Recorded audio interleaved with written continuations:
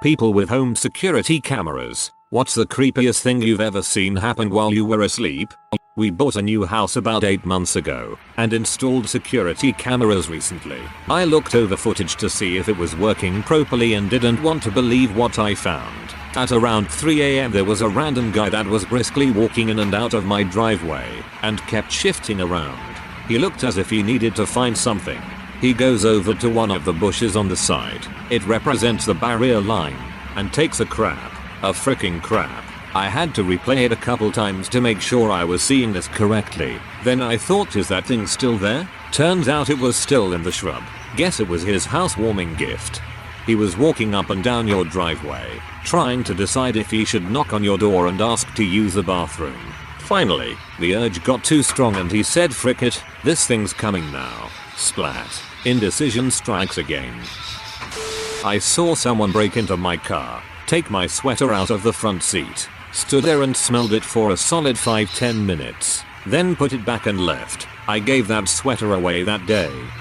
Fell asleep on the couch that night. Had a bad incident of sleep paralysis. Watched the playback a few hours later of me trying to pull myself out of it. With the night vision being engaged, it looks really creepy because eyes glow combined with the slow blinking during the event. It's like watching a zombie version of yourself.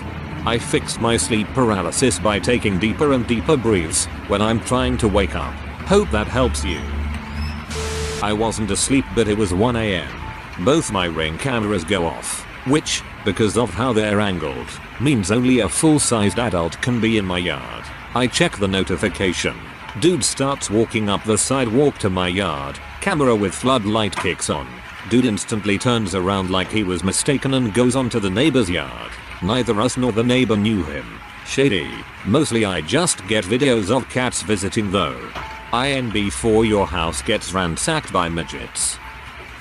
I wake up at 6 AM and just go through my security camera before heading to work. One day while looking through, I just saw my dog staring directly at my room. Skimmed through the different timelines. He did that for 30 minutes. Not sure why. Probably had to take a pee.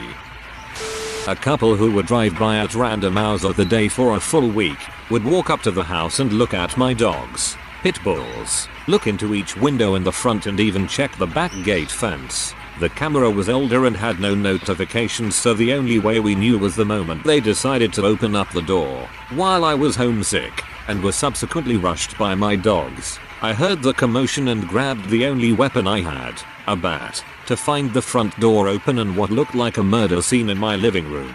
Blood everywhere, all over the floor, the front door, the little entranceway, the window. Turns out I have two very good ones. The idiots went to the hospital to eventually be caught by police. They were going to take my dogs to be in dogfights, involved in a bunch of other seedy things, drugs, prostitution. Wanted a dogfight, got a dogfight. I got a security camera to keep tabs on my sick cat. The first day I swear every time I connected she turned and stared directly at the camera. There is probably a light that goes on when it turns on. I know some cams have this. Or she can hear the electronics go on. It might be something you can't hear. I installed some security cameras after some altercations with a horrible neighbor. Most I'd see was a squirrel, maybe a raccoon or two. Saw a fox once. That was cool. One night, I saw a guy walking up and down the street, passing my house over and over again. He seemed to limp more and more with each pass, before he collapsed. Later found out that guy was on a massive drug trip, and he died there, on the sidewalk, in front of my house. There was blood on that patch for weeks. When I lived with my dad, he once had this ambitious raccoon that discovered he never locked the doggy door. So the raccoon would come in, eat a bunch of crap, and run away before we'd wake up. So he put an automated doggy door in so it only works if my dog went near it with a collar designed to open it.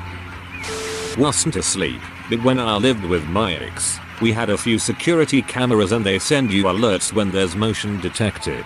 I was at work and got an alert that there was motion in the living room and I figured it was my ex coming home early, but I checked it anyway. Instead, I saw my dog standing in the middle of the living room staring at the wall. He stood there for a minute and then got on the sofa to sleep. Two things were terrifyingly off about that. 1. My dog was a puppy at the time and was crated when home alone. The crate is made of solid wood, metal grates and has thick and heavy eye hook latches, so there's no conceivable way he could have opened the door. 2. He was kept in the office, which is located off the hall, and we kept the door separating the living room from the hall closed during the day to keep the room cooler for him. I looked back at the recording because I was very confused, and unfortunately, because the hall door was closed, I couldn't see how his crate got opened. But the hall door opened on its own and he walked out into the living room about 30 seconds later. The hall door was like a regular bedroom door. It closed with a knob latch and wouldn't have opened even if you pushed on it. There were no sounds aside from the normal house noises. No cars or people had been in view of the outside cameras since we'd left, and no other motion detections had went off.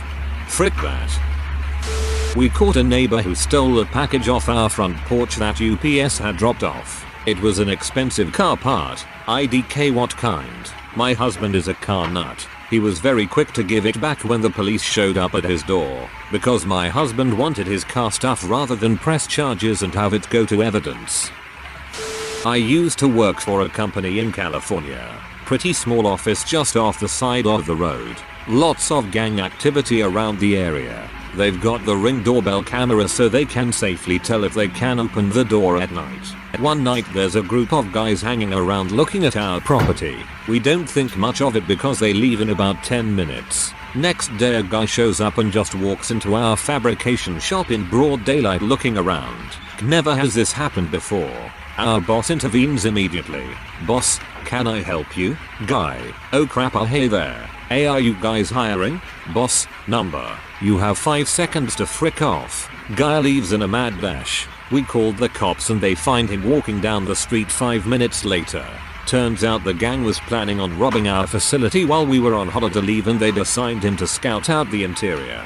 He was obviously brilliant at reconnaissance. I live in an apartment unit right next door to the office. They installed a new security camera for their door which covers a part of mine as well shortly after I moved in. The office manager knocked on my door a few days after the install and asked me to come look at something. She pulled up footage of the night before that showed a guy pacing in front of my door for 6 hours. He even left for a couple minutes and came back with something he tried to stick in my door frame a few times. I was asleep the whole time and heard nothing. Turned out to be a recent ex of a friend of mine. I'd only met him once. Still have no idea how he knew where I lived unless he followed her to my place once, as we live close by each other. Cops called, reports filed. They eventually found him. He had been on a pretty bad drug bend since their breakup from what I heard, and has no recollection of being there. M is a hell of a drug.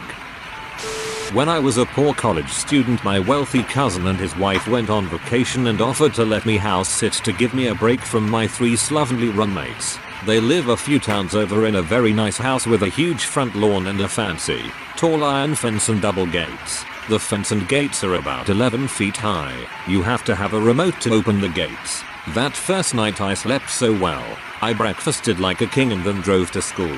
I got back around 5, made a supper fit for a king, and settled down to write an econ paper. My cousin has a warning system for when someone drives, turns off the road and comes up to the gate.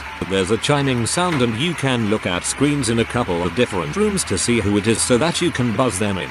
I was deep into my paper when I heard the chime. I was confused at first and checked my phone before I realized what it was. I looked from the sofa and could see a movement on the security screen. I stood up and got closer and had a clear view of 2 women getting out of a white car. One tried to squeeze between 2 bars of the gate. Impossible. And then the other woman tried to boost her over the top of the gate. Hilarious. The top one fell, and even from the house I could hear swearing. I was about to press the intercom button and ask WTF was their problem, but I was chuckling at their antics and so just watched silently. They peered at the house intently from between the bars like a couple of jailbirds for a while. The skinnier one actually stripped down to her bra and panties and tried to squeeze through the bars again. No dice. Butt and boobs were not allowing that to happen. More swearing. Then as the skinny one got dressed again, the bigger one went back to her trunk and got out a fricking tire iron. As soon as she started fricking with the hinges of the gate, I was on 911. The cops took too long and the women left. I showed the cops the video but they couldn't get a license plate number. When my cousin and his wife returned the next week I told them what happened and we watched the tape. He said that he had no idea who the women were but his wife looked peeved. I packed up, thanked them for my vacation and left. She divorced him that summer. I put up a camera in my room to record myself when that was a whole fad. I saw myself kicking and crying in my sleep, legitimate tears and also muttering something. I saw myself reach and grab my hair when I curled into a ball. I don't even remember having a nightmare or anything that night. Definitely a reason to be afraid of myself. That's actually kinda terrifying. I saw this one video of some guy in California that went to this house and spent 2 hours licking their security camera doorbell, disappeared for a bit and then came back to resume the licking of the camera for another hour or so. I woke up one morning and my front door was wide open. Scared the crap out of me but couldn't figure it out as nothing was missing. Went back and looked at my camera and it turns out at around 4 AM the door just swings open for no reason. Never figured out why. Ghosts wanted out. So I'm sitting in my living room at night. Just recently moved into my new flat. I'm in a basement flat, own entrance, in a little townhouse on the edge of town. Quiet area. Lots of trees, cheap rent and like no public transport or cell reception. I'm living alone for the first time. I just set up the security cameras and hooked them up to a new monitor. The old one was ancient and gigantic. Hadn't figured out where to put the monitor. I'd never had a security system before. It was, at the time, on my work desk, which was at the living room window. I noticed this slight yellow glow out the window out the corner of my eyes, slowly getting brighter. As it does, I notice on the camera that there's a huge bus shadow cast across my door, visible from camera, to the left of the window, that looks kinda animal but weird proportions. I quietly crap myself. It sits there for a while, like a good 10 minutes, moving just enough to make me wonder if I'm imagining it moving. There's a kind of whining buzzing noise, but it's faint and I might be imagining it. I suddenly find religion. Then all of a sudden there's a loud pop from inside my building. The glow goes instantly away. There's a sound like a really peak at and then really rapid footsteps. I'm in like full cardiac arrest at this point, bathing in my own urine, crying for my mum. Flash forward a week or so.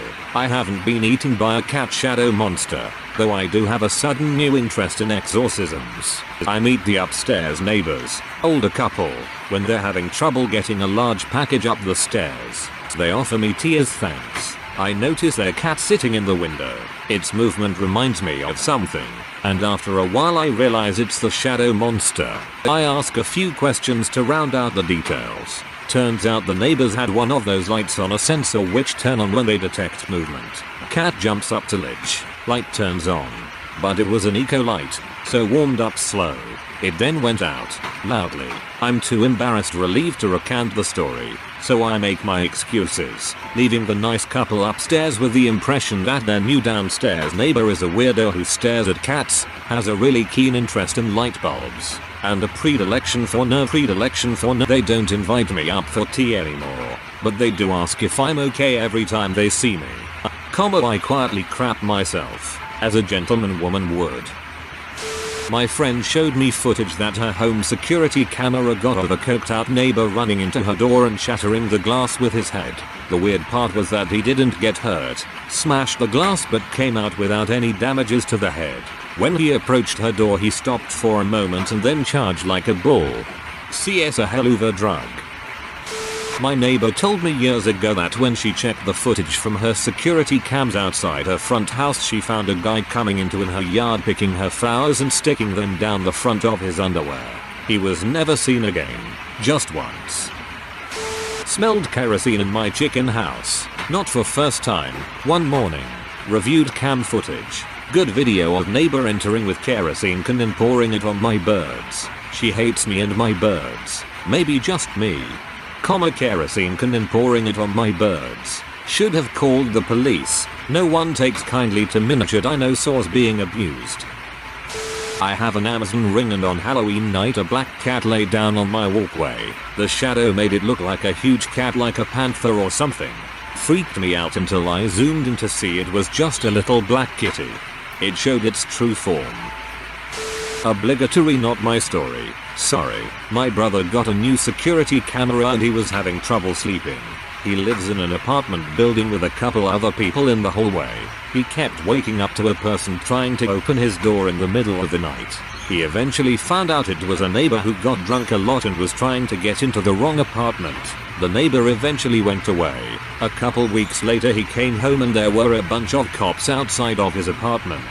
Turns out that his other neighbor, who had also gotten harassed by this guy in the middle of the night, had murdered the guy who kept knocking on my brother's door. My brother caught it all on his security camera. He turned it over to the police, and the neighbor got arrested and went to jail. That escalated quickly. Saw woman talking to herself stealing my trash. I was so confused the week I moved in because every day I threw trash away my can was empty and I kept convincing myself I was just losing it. Finally got my cameras up and realized what was happening. Turns out the lady went to every can up and down multiple streets every night taking and throwing away trash. Found out she had some mental health issues and lived around the corner. Moved the cans to the backyard instead of the side of the house after all that. That's how identity theft happens. Check your credit reports. Not asleep but we were eating breakfast. There is a school down the street from our house. It's literally 2 houses down. Anyways, in the mornings there's lots of traffic and children with their parents to school. They walk past our house nearly every day and we never thought anything of it. Anyways, one day there was a kid who we caught on the security camera running and there was some guy chasing after him. Turns out he was trying to kidnap the kid and we had it on tape. The kid got to the school and told his teacher and police came and asked to see what we recorded via camera. Crap's crazy. Watch your kids. I came home from work one day and could see prints in the snow going up our driveway, then veering left into a field by our house and eventually leading to the main road. We were the only house on a long street. I could tell the prints weren't too recent, as some fresh snow had settled into them. I checked the security cameras, starting at midnight and fast forwarding through the early morning hours, convinced I would catch on camera the weirdo wandering our property and trying to break in and murder us. After a half an hour of staring at the screen, the perpetrator finally came into view. A horse from the field across the street had broken out and meandered through our yard and field by our house at around 5 AM. The build-up was terrifying. The result of the prints was adorable and hilarious. Doorbell cam went off at 3 AM. Flipped to the live view and there was a deer standing in my yard staring directly at the camera. Close enough that the camera thought it was a person at the door. Deer stood there for a solid minute just not moving. The eyes had that creepy night vision look so it was extra weird. And then the deer took a huge crap while maintaining eye contact with the camera and that kinda ruined the mood. A doe, a deer, a pooping deer. A random guy helped himself to my backyard.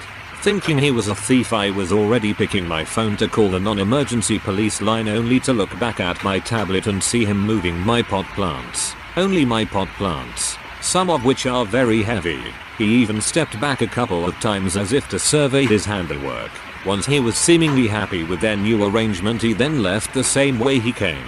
I have never seen this man before in my life. WTF. Neighbors have security cameras that caught 2 people outfitted to look like Jehovah's Witness reps that were actually armed thieves. The pair did several burglaries in the area before reports to the police from neighbors caught them in the act. P.S. Enjoy your cake day, OP. One night a bunch of cars in our neighbor were broken into, including my son's. We checked our security cameras and saw the guy going through my son's car, and then he walked over to my neighbor's house and up onto their back deck and stared through their French doors for about 15 minutes before leaving. My parents live on an L-shaped large piece of property with a dirt road that runs along the inside corner of the L. My dad walked out of the house very early one morning on his way to work and sees someone pull off the dirt road onto the opposite end of their property. Before he can get in his truck to investigate, the trespassers peel out and take off the opposite direction and he can't catch them. He goes to work suspecting poachers and gets a trail camera to attach to a tall tower he built as a lookout point deer stand. He goes out once a week to swap SD cards and batteries. Never sees much more than animals and the occasional car on the dirt road. This goes on for months and everyone kinda forgets about it. My grandfather goes in the hospital for heart surgery, but never leaves the hospital, dying after not recovering from a coma after surgery. Things start to settle down after my grandfather's death and I'm over to work on a computer for my mom. Dad goes and trades cards and batteries and brings the full one back. Part of the issues they had was reading SD cards. So I load the card and flip through the several hundred pictures. I get bored and leave my mom to it. She's visibly upset and looks at my dad and says, "Do you know who that is?" He looks, says, "It looks like your dad." I look, and it does definitely look like him. Very distinctive clothing and hat, but missing his dog and gun that never left his side when in the woods. He'd been dead for over a month at the time and the cards had been changed several times since. There was only a single picture, and there would have been no way to get to where this person was without having triggered the camera several times along the way. He had not been out to their property in a few years, let alone to that part of their property. I still have no explanation for it. One last goodbye from old grandpa. There has been a string of car break-ins in our neighborhood lately. We have had cameras up for a couple of years now, so we checked the footage. Unfortunately, while we have the wannabe thieves on camera, there was nothing worth stealing in either mine or my husband's car. We have no idea who they are. The cops can't do much without an aid. One of them is wearing very distinctive shoes, though, so we have been on the lookout for an unusual pair of Nikes and who might be wearing them. It sucks when you can only watch someone break into your car. I know it's a little off topic, but we did also have a funny one we caught on camera. Our neighbor is a huge douche who can't handle his drink. He likes to listen to crappy mariachi music all night and into the early morning, which wouldn't be such a problem on the weekend. But he likes to do it on a Wednesday night. It really is a pain in the butt when you have to go to work in the morning. Our neighbor called the cops on him and we got to watch him get pepper sprayed in the face on camera. It was hilarious. Wasn't exactly while I was asleep since my dad woke me up, but I live on a cul-de-sac and my dad told me to grab a weapon and come watch the cameras. The cul-de-sac was full of at least 8 police cars with the lights on and more were parking up the street and running into the neighborhood. We didn't know WTF was going on, but if a fleeing criminal tried to break into our house to hide, we wanted to be ready. Turns out some homeless dude lived in the woods behind my house and stole some jewelry from a Walmart about 15 minutes from my place. Dude, I live in a cul-de-sac. 2 police have come 3 times. Once for a drug bust, once cause a murderer climbed over my neighbor's gate into their backyard, and another for I think a guy who was a thief. I don't remember the last one too well. One night the camera on the front, facing to the road, captured a white car that pulled up near the gate, backed onto the road, drove a few steps ahead, then backwards, then forwards, switched lights off, then on, then fog lights on. Special lights in Europe. Don't know if they are around the world. Fog light off, forward, backward, lights off, lights on, and drove off. Never saw that car again. The ad was not even from the country I am living in. Sounds like someone trying to replicate an intermittent electrical issue with their car. Source: have done dumb crap like this to try and figure out intermittent electrical issues with my car. Near midnight my car alarm was triggered. 4 weeks, never could find who did it. So I put up a cameras up to see what happened. 3 nights of not getting anything. I pee myself when I found a raccoon versus squirrel wrestling match at my front door. I saw an animal near my house. It turned around and saw something outside of the camera's view and looked scared or something, and when it reached the edge of the screen and looked like something grabbed it, never came back. Could you see a hand or was it too far out of shot? Woke up one day to a very weird feeling. I decided to check the cameras. This was around a month ago. BTW. Ended up seeing 3 dudes in black who were roaming around my house at around 2 AM. Then they just left. I was very nervous for a couple of days after and still am a little bit. I have no idea what they were doing. Not me, but my dad looked through his camera once and saw a stuffed animal placed right in front of the camera. We found out it was my mom playing a joke on him. Oh, I'm definitely doing this to my mom. That's hilarious. The guy wearing dark clothes with a hood over his face who walked up to our fence at 3 AM. Saw the beware of dog sign and the fake security cameras we have out to hide the ones we really have. who then proceeded to get down and half crouch, crawl through our gate and into our yard in an attempt to not be seen by the fake cameras, and got halfway to our door before my sweet good boy went total hellhound and raced to the front door from our bedroom to inform us someone was out there. As soon as the guy heard the dog and saw the lights in our place come on, he just got up and straight ran through the gate and down the street. We filed a complaint with the cops. Nothing ever came of it. He definitely was testing if we really had a dog or a security system in place, and that just freaked the heck out of me. We went and got motion activated lights after that as an added deterrent. Good boy got a steak dinner the next night. He's damned lucky I didn't open the door, or he'd have gotten mauled and or worse. Divers and people who spend a lot of time underwater. What's the creepiest, most unexplainable thing you've seen while in the depths? Not me, but my grandfather recently told me about a story of when him and his friend went diving. Him and his friend were interested in making stuff, and one day they made this makeshift scuba gear and wanted to test it out. So they drove down to where they wanted to go diving and tried them out. The scuba gear ended up working. However, while one of them was down there, they found a dead body. He went to the surface and told the other, who went to check it out for himself. They ended up calling the police and finding out they had been searching for the body. This was in Australia, BTW. Finishing a night dive and stopped with my buddies 15 feet directly under the dive boat. Everyone turned their torches off and was able to see the silhouettes of 30 sharks circling the boat. I was an instructor on Roatan, Honduras, and took one diver on a recreational dive on the beautiful reef there. It involved a couple of swim-throughs, coral tunnels, with sandy bottoms. On the second one, about 50 feet long and 5 feet wide, I didn't bother turning my flashlight on, as I saw my client, who I knew was behind me, although I couldn't turn around and look. Must have turned theirs on when I saw the beam of light passing by me and illuminating things on the wall here and there. When I got out of the tunnel, however, there hovering nearby was my solo client waiting for me to exit. They had never even entered the swim-through, confirmed on the boat after the dive. That creeped me out royally. Also, not far from this dive site at about 155 feet, is a cross put on the reef wall for a troubled guy who years before just kept going into the deep and never returned. A local submarine scientist once saw his gear snagged on the reef wall at about 400 feet deep. Not that creepy, but during night dives I saw 3 different octopi. The adult one moved along the coral and changed colors to camouflage, and the baby ones were bright neon colors. They have the best camouflage out of any animal. Truly a majestic beast. An unending void. That's when I quit and was like, you know, I spent 5 years getting certificates, but apparently being afraid of heights also works underwater. You're not scared of heights, you are scared of the floor being far away. It was last year. I and my friend were testing our scuba gear before going on a vacation in one of the lakes near our city. The depth was around 15-20 featuring when we saw Soviet-style army metal beds simply standing on the bottom of the lake, sleeping with the fishes.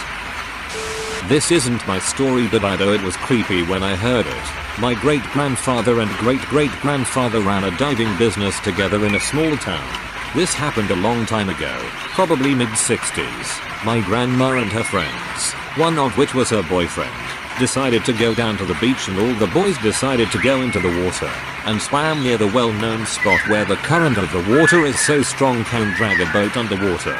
The boys went near it and were dragged underwater and killed immediately. They were 14, 15 and 16 might I add. The Coast Guard were notified and my grandma's dad and his dad were called out to retrieve the bodies. Once the current had relocated them to a safer diving spot, the divers went underwater and found the 3 bodies, and the description still sits with me even 4 years later. I was told one boy, the youngest, had his arm torn in such a way by the current that it looked like it had simply been snapped off. The 15-year-old boy was bobbing around with his eyes wide open and chest bloated, but the 16-year-old boy had his skull caved in, where he was obviously smashed against something hard when he was flung by the currents of the water. I did a night dive in Hawaii called the Pelagic Magic Dive. They take you out into the open ocean around 8 or 9 p.m., attach you to a cord that is tethered to the boat and let you get in. All you have is a flashlight in this pitch black water. I decided I would turn off my flashlight to just see what it was like, and it was absolutely terrifying. I've been around sharks many a time and this is the first time I was genuinely scared. Switching off your light on a night dive is the most intense sensory deprivation ever, especially in the open ocean. There's any number of things you could be totally unaware of. Probably half a shark, still swimming around, but his entire left side was just gone, organs hanging out of him and everything. Like a living Resident Evil zombie shark. He must have been very recently attacked because I doubt you can live very long with your entire insides poking out. Not me but my godfather. He was crayfish diving in the Northern Territory, top of Australia.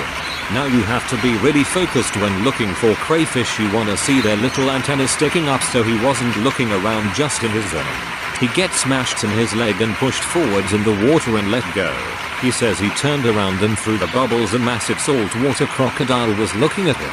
So he used his spear gun to prod it away, not wanting to shoot it and lose his only real weapon. The croc left him alone and he hightailed it out. Now normally when a croc bites down it doesn't let go and it'll just death roll you to oblivion. But he had his diving knife strapped to his ankle. Reckons it's his lucky knife as it saved his life. I did some search and rescue diving after the tsunami in Thailand. It was not creepy per se, but you would find thing that would break your heart. Engagement ring. Gift for Christmas still wrapped. Full wallet with bunch of kids. The most insane amount of CDs and DVD I have ever seen. One creepier thing was that the smell of death was present for the first few days and you knows would get used to it. Most of the divers that was out there developed some sorts of skin infection.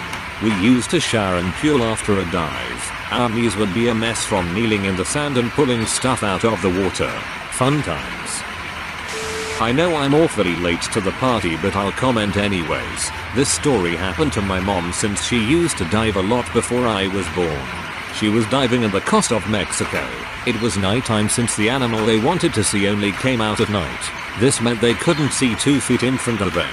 The only visible part was a beam of light coming from her torch and her diving partner's torch. So anyways, after diving for a bit she turns 90 degrees to try and locate her partner, but as she does this she points the flashlight at a great white shark which was swimming directly to her. The thing was only like 6 feet away from her, so my mom couldn't react. But her diving partner pointed the light at the shark and made a spiral shape and pointed the light away from them. The shark followed the beam of light and swam away from them. My mom used to tell me that story all the time and how scared I was. At Sand Hollow Reservoir in Washington County, Utah, there's an old school bus and retired flight school airplane at the bottom for divers to explore. There's a geocache in the bus, so my brother, retired Army Ranger, and myself, civilian mechanic with no diving experience besides trying to beat my son in a breath holding contest in the pool out back, set out to find it on a sunny summer day. After about 15 minutes we found the bus, rusted, rotting and covered in algae. We entered from the back and began searching for the geocache. We found it, signed it and swapped the item out. What we took out was a piece of paper wrapped in multiple Ziploc bags and the zipper cut off and torched to seal it indefinitely. On the paper was a single instruction. Item too large to put in container. Check driver seat. Intrigued we made our way to the front. Now, I wish I was making this up. I was the first to reach the driver's seat. I got to the front and what do I find? A body, wrapped in trash bags and taped with a 45-pound chain around the ankles. I let out a blood-curdling scream like a 5-year-old was just told he couldn't have a cookie right before bed. My brother, without reacting, grabbed the body, pointed to the weight and we made our way toward the surface. Once we got to the surface we put our flag up and got on our boat once it arrived. We called the rangers over the radio and met them at the docks where we met a fleet of park rangers and county officers. They cut the bags while they were taking our statements to find that someone had left 130 or so pounds of sugar in gallon Ziploc bags in the shape of a body. I was snorkeling off the coast of Maui when I felt a stinging pain in my left big toe. I spun around and was eyeball to eyeball with 4 angry fish looking for a free food handout. I've grown up in Hawaii and in the ocean and this was the first time I was the prey. I chased them off and begged visitors to Hawaii, please don't feed the wildlife as one day you may be the food. I usually do shallow water spearfishing here in Kauai, Hawaii. I haven't had yet to find anything supernaturally creepy, but probably something just as impressive. If you're diving in a coral reef there's a chance you'll see a channel. Basically, it's a trench that cuts right through the reef. The ones I deal with are a few meters wide, but they go down for around 20-50 meters. In some areas, you could swim in 2 feet deep water only to encounter a straight drop down into the depths of a channel. These kinds of places are really good fishing spots, but you'd have to have big balls to not be intimidated by these things. Even on days when the water is clear, you won't be able to see the bottom. Channels are also a hot spot for sharks and other predators because they connect the open ocean to the inner reef. Channels are still beautiful. Eerie, yes, but beautiful. My dad used to work as a diver and he told me the reason he gave up diving. Basically, a small boat sank about an hour from our hometown and he was sent down to the wreck to find the bodies if there were any. He quickly located the wreck and opened up the door, and a corpse littered with tiny prawns came rushing towards him and essentially hugged him. That was the day my dad decided to quit diving. He told me so many creepy stories that I could write more here. I did a night dive in Borneo once near a sea gypsy, Bajor, village, so we surrounded by a lot of trash, including hundreds of plastic bags floating in the water. You can barely see anything outside the light of your torch, so every so often, without seeing it, one of those bags would brush past you and you'd discover it was actually a big butt jellyfish. One of the most uncomfortable dives I've ever been on. Obligatory not a diver, but my friend was from a military diving unit. Waters around my country are murky as heck. You can't see crap. So once 2 of them were underwater doing a familiarization dive at night. You can imagine how dark it was. Anyways, their task was simple. Just follow a guiding rope between 2 boats. Easy. Guy in front, my friend, has his hands on the rope. Guy at the back holds onto the guy in front. Suddenly, the current went batshit insane and my friend lost the rope. Getting smashed underwater and hopelessly disorientated, another hand grabbed his hand and put it back on the rope. Upon surfacing, my friend thanked the guy at the back for finding the rope, but the guy just said he also lost the rope and was clinging on to my friend. They recounted the story to their sergeant major, who brushed it off. Once I dove into an underwater cave in Sweden, and I have done it both with and without diving equipment many times, and this time I didn't have diving equipment. When I wanted to get out again, I could not find the exit, and had to squeeze through a tiny gap in the cave where I almost got stuck. Not creepy or anything, but I used it to be a commercial tuna fisherman in Mexico. Method purse seining. I will never forget the massive hammerhead I swam next to. We had to go in the water to take the porpoise out of the net. Yes, I know. It was freaking cruel, and as I was swimming, I initially saw the head and thought, holy crap, it's a hammerhead shark, until it swam sideways. If I had to put a number on it, at least 18 feet.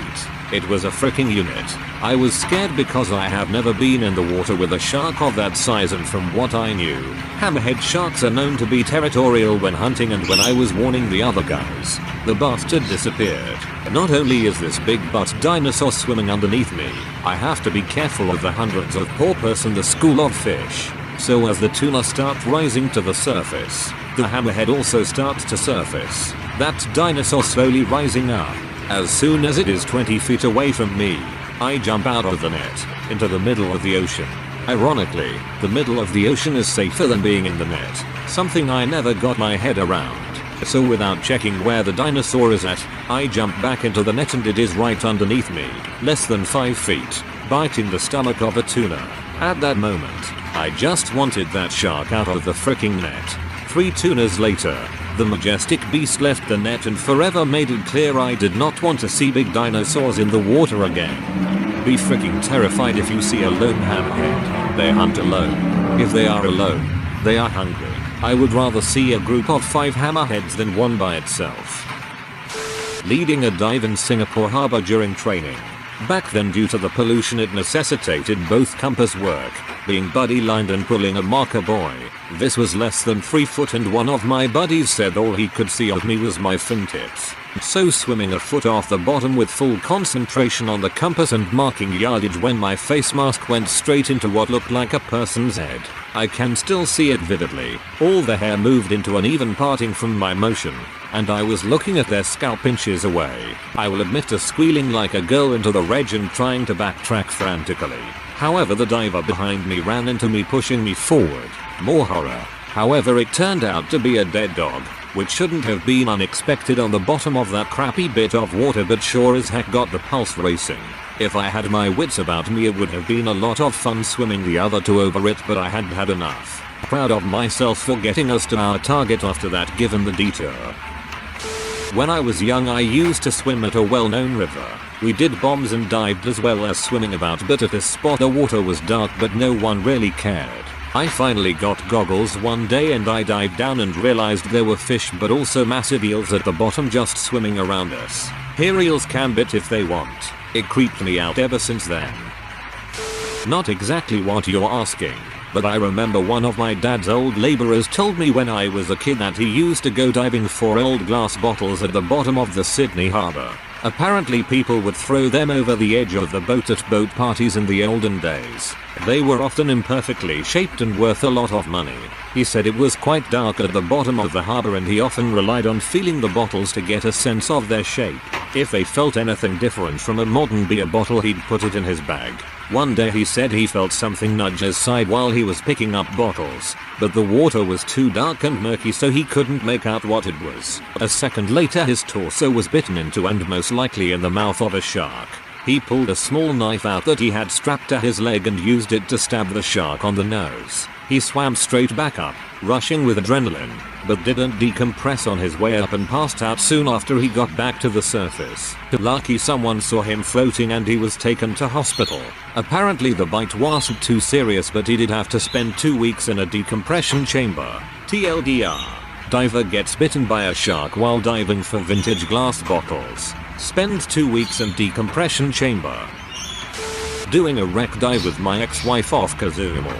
She swam through a passageway and the giant green moray eel popped out in front of her. She swam sideways and caught the edge of the doorway with her ankle, causing a deep cut and clouds of black-looking blood began pouring out of her. I grabbed her ankle and tried to apply a compress as we did an emergency ascent. There had been a shark attack recently, so I held her ankle and kept my head on a swivel. It wasn't the sharks that were a problem. We were surrounded by a large group who all kept trying to bite at her ankle. She insisted on a safety stop, and I hung below her for 10 minutes trying to compress the cut while fighting off really aggressive large fish. It wasn't really unexplainable, but pretty creepy trying to keep my wife from bleeding out while being attacked by scores of fish. Long-time diver. I was also search and rescue. The worst was recovering bodies from a car that went off a bridge into a river. It was winter, so cold water dive. It was at night, which is no big deal since the river is pitch black in daytime. We marked where the car was, dropped our guide rope upstream and then just let the current take us to the car. Your light illuminates maybe 18 inches in front so you can't see crap. You trust your drop and compass. Current was strong, so hard to control speed. Within seconds I came face to face with one of the victims. Eyes open, mouth open. I about swallowed my regulator and had to do a nuclear level butthole clinch to avoid crapping myself. That was the creepiest. The sad, most emotional was getting into the car to remove the baby from the back car seat. I had to stop a few times because I couldn't see through my tears. Adults I can handle. Kids and animals no. I was done with search and rescue after that. Now I prefer recreational diving. My time to shine. I was an instructor tech XR mixed gas overhead, the whole shebang, when I was a young idiot that was pretty much trying to die. I can remember diving in a spring system in Florida with manatees and bumping into something on the bottom. Manatees just normally chill at the top and are literally like big floating sausages. So I looked down and saw massive gator tail swish off into the less than clear water. I've done shark dives in the Bahamas, run into bulls, tigers, the whole gambit. But that right there terrified me. Another fun one was I was leading a group off of PCBC on the twin tugs and had a bull shark follow the entire time and no one else even saw it until we came up. That was hilarious to see their reactions. This is probably a pretty lame story compared to the others here, but I was diving, without gear, in Greece, and I was at a beach around at the part where the sandy ocean floor stops and the vegetation starts. I was looking at all the different kinds of fish around there. My dad was swimming with me and I saw a large shadow next to me in the bottom. What I thought was my dad was actually an over 2 featuring fish which was right next to me. I slowly turned and saw one of its inch-wide eyes staring right at me. I started yelling and tried to slap it, but it got away. I was doing a night dive in Koh Tao. Just a recreational dive. Dive buddy was a total stranger. We were swimming around trying to find a sandy spot to disturb and see the bioluminescent dinoflagellates. We find a nice spot under a ledge, but there is a big green turtle resting there, so we continue on our merry way. Didn't find a better spot. Turn around, and the turtle's gone. Naturally, we kneel down in that spot and continue by turning our lights off and waving our hands through the water. At this point my eyes have adjusted to the darkness. I look over at my dive buddy and her eyes are incredibly wide. I motion as if to ask her what, and she points over my shoulder, just in time for me to see a football-sized turtle head inches from my face. Really cool experience, but scared the crap out of me.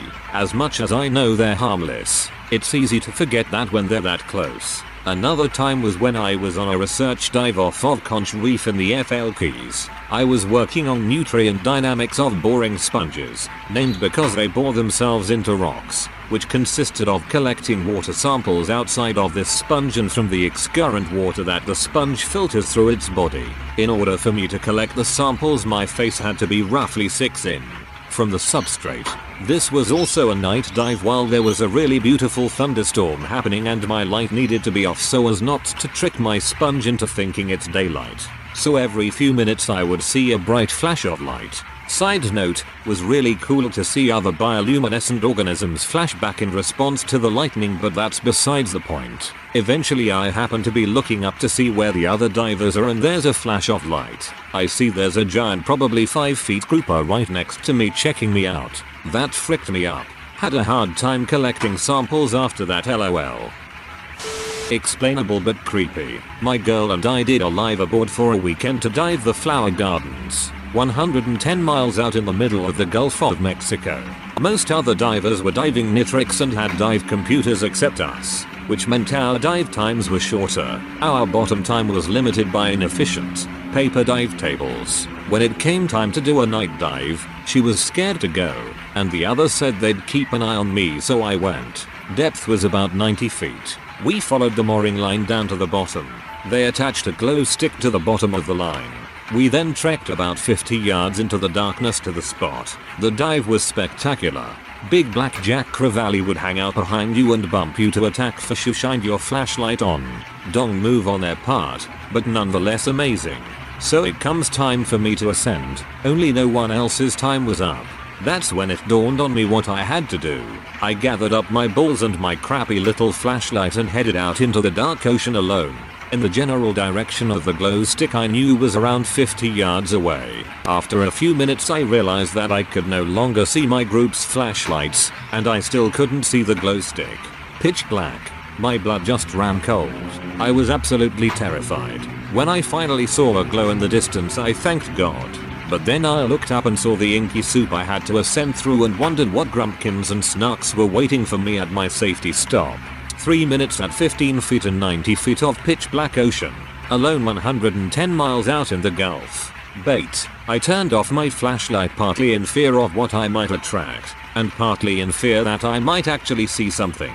I can still say it is still the most humbling moment of my life.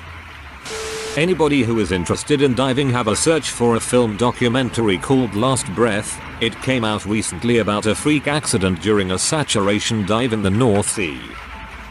I'd taken up the offer of a spare place on a trip to a 50-meter, 165 feet, wreck on the south coast of England. I didn't know anyone else on the boat, so I just got buddied up with another rebreather diver. Talking before the dive, my buddy mentioned that if I lose him then we'd just finish the dive on our own.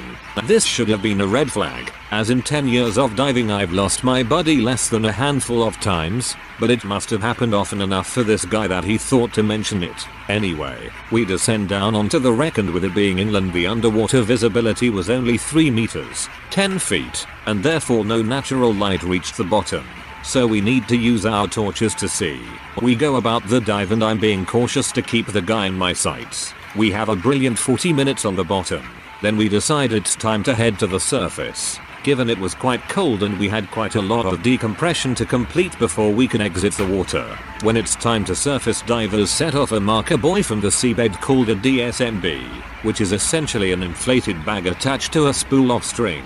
It alerts the boat where the divers are in the water so they can track the divers while they drift during decompression.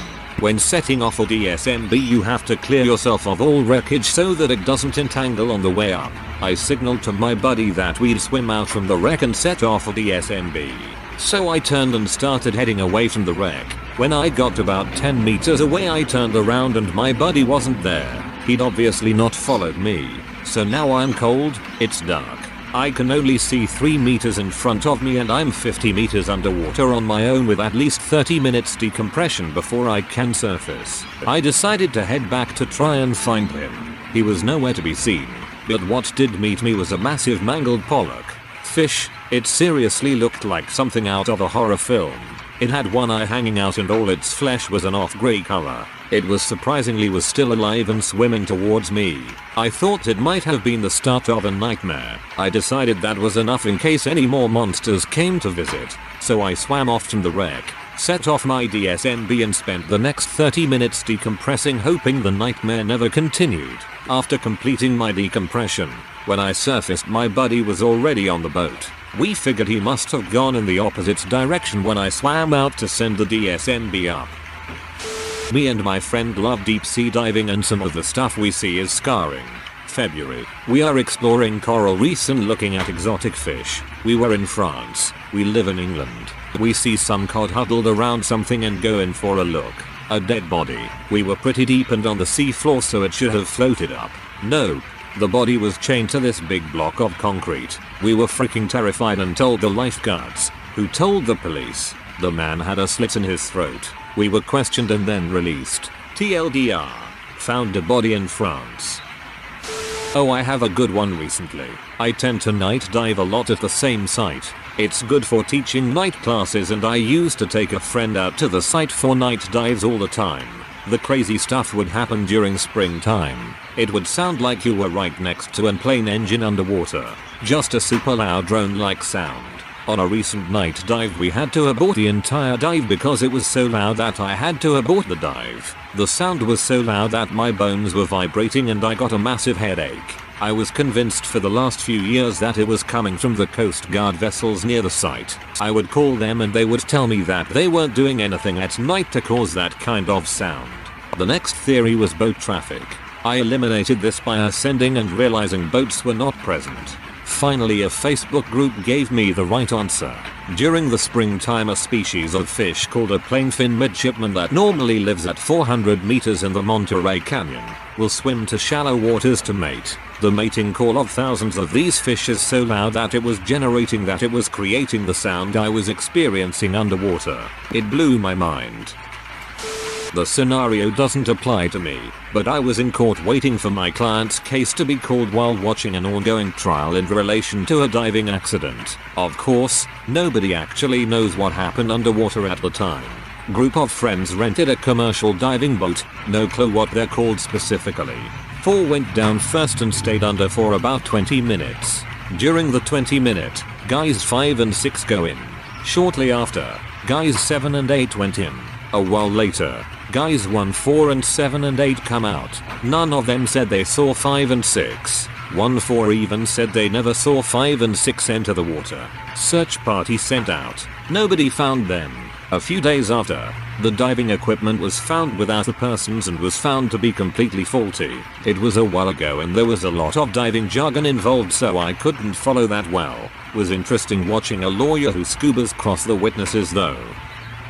I am not a diver, but I live in Australia and was fishing off a kayak and there had been reports of a 5.5 meter crocodile in the area. I didn't think much of it, but as I was paddling along I looked down and there was a shadow matching the perfect size and shape of the beast. If it was a croc and not a rock, it could have rolled me like a meatball. Most literally. I guess this could count as creepy as it's a near-death experience. This didn't happen to me but to someone I know.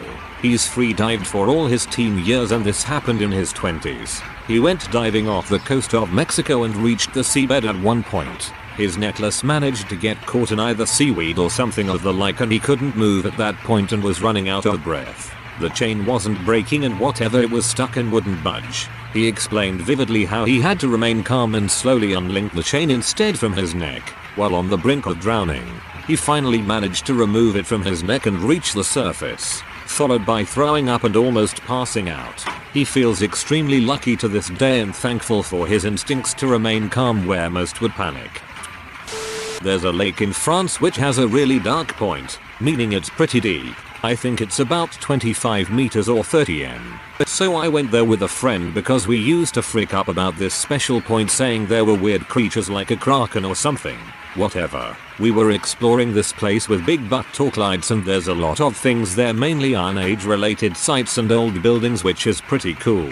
The lake is known for the amount of old pirogues that sank there, but you gotta know that we didn't know all of there when we explored it. Anyway, it's very, but at a moment I see a dark pile of something in the distance and I approach, and it's a pile of humans' remains. Maybe 5 or 6 total skeletons. So we were really creeped out, but we continued and kept thinking about it for quite some time after. A sound. A horrific sound like someone moaning underwater. Then it changed to a high-pitched noise and then it stopped. I was more startled than scared, but needless to say it completely ruined my mood for diving that day. I was diving in Mozambique one of many times. I love seeing sharks when I scuba dive, but I prefer to be at the same sort of depth as them. We saw 2 sharks whilst at the bottom from a distance, which was awesome. What wasn't so awesome was surfacing at the end of the dive, handing up all my gear, except my mask and fins, and then looking below myself in the water and seeing the 2 sharks circling around underneath us. I have never launched myself out of the water and onto the boat without help until that day. I think my stomach lurching helped propel me out. LOL. Not creepy, but very strange. There's a shipwreck in the Red Sea off the coast of Egypt where a cargo ship lost a bunch of toilets and bathroom things. The whole bottom of the sea floor is covered with toilet bowls, and you can even find fish living in them and coral growing around them. It was a really bizarre dive. Freedive spearfishing off Isla Morada on a low visibility day at about 55 feet. I took a shot at a Cubra snapper that was hiding in a large crack at the bottom.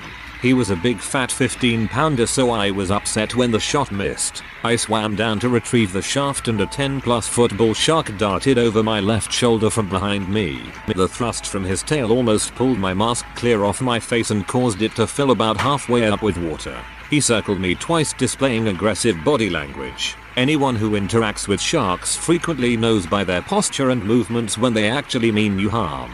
He disappeared back into the muck and I started my ascent. Having been down already for 2 minutes, I was worried I might black out after the spike in my heart rate. The water was so green I couldn't see the silhouette of the boat from the bottom.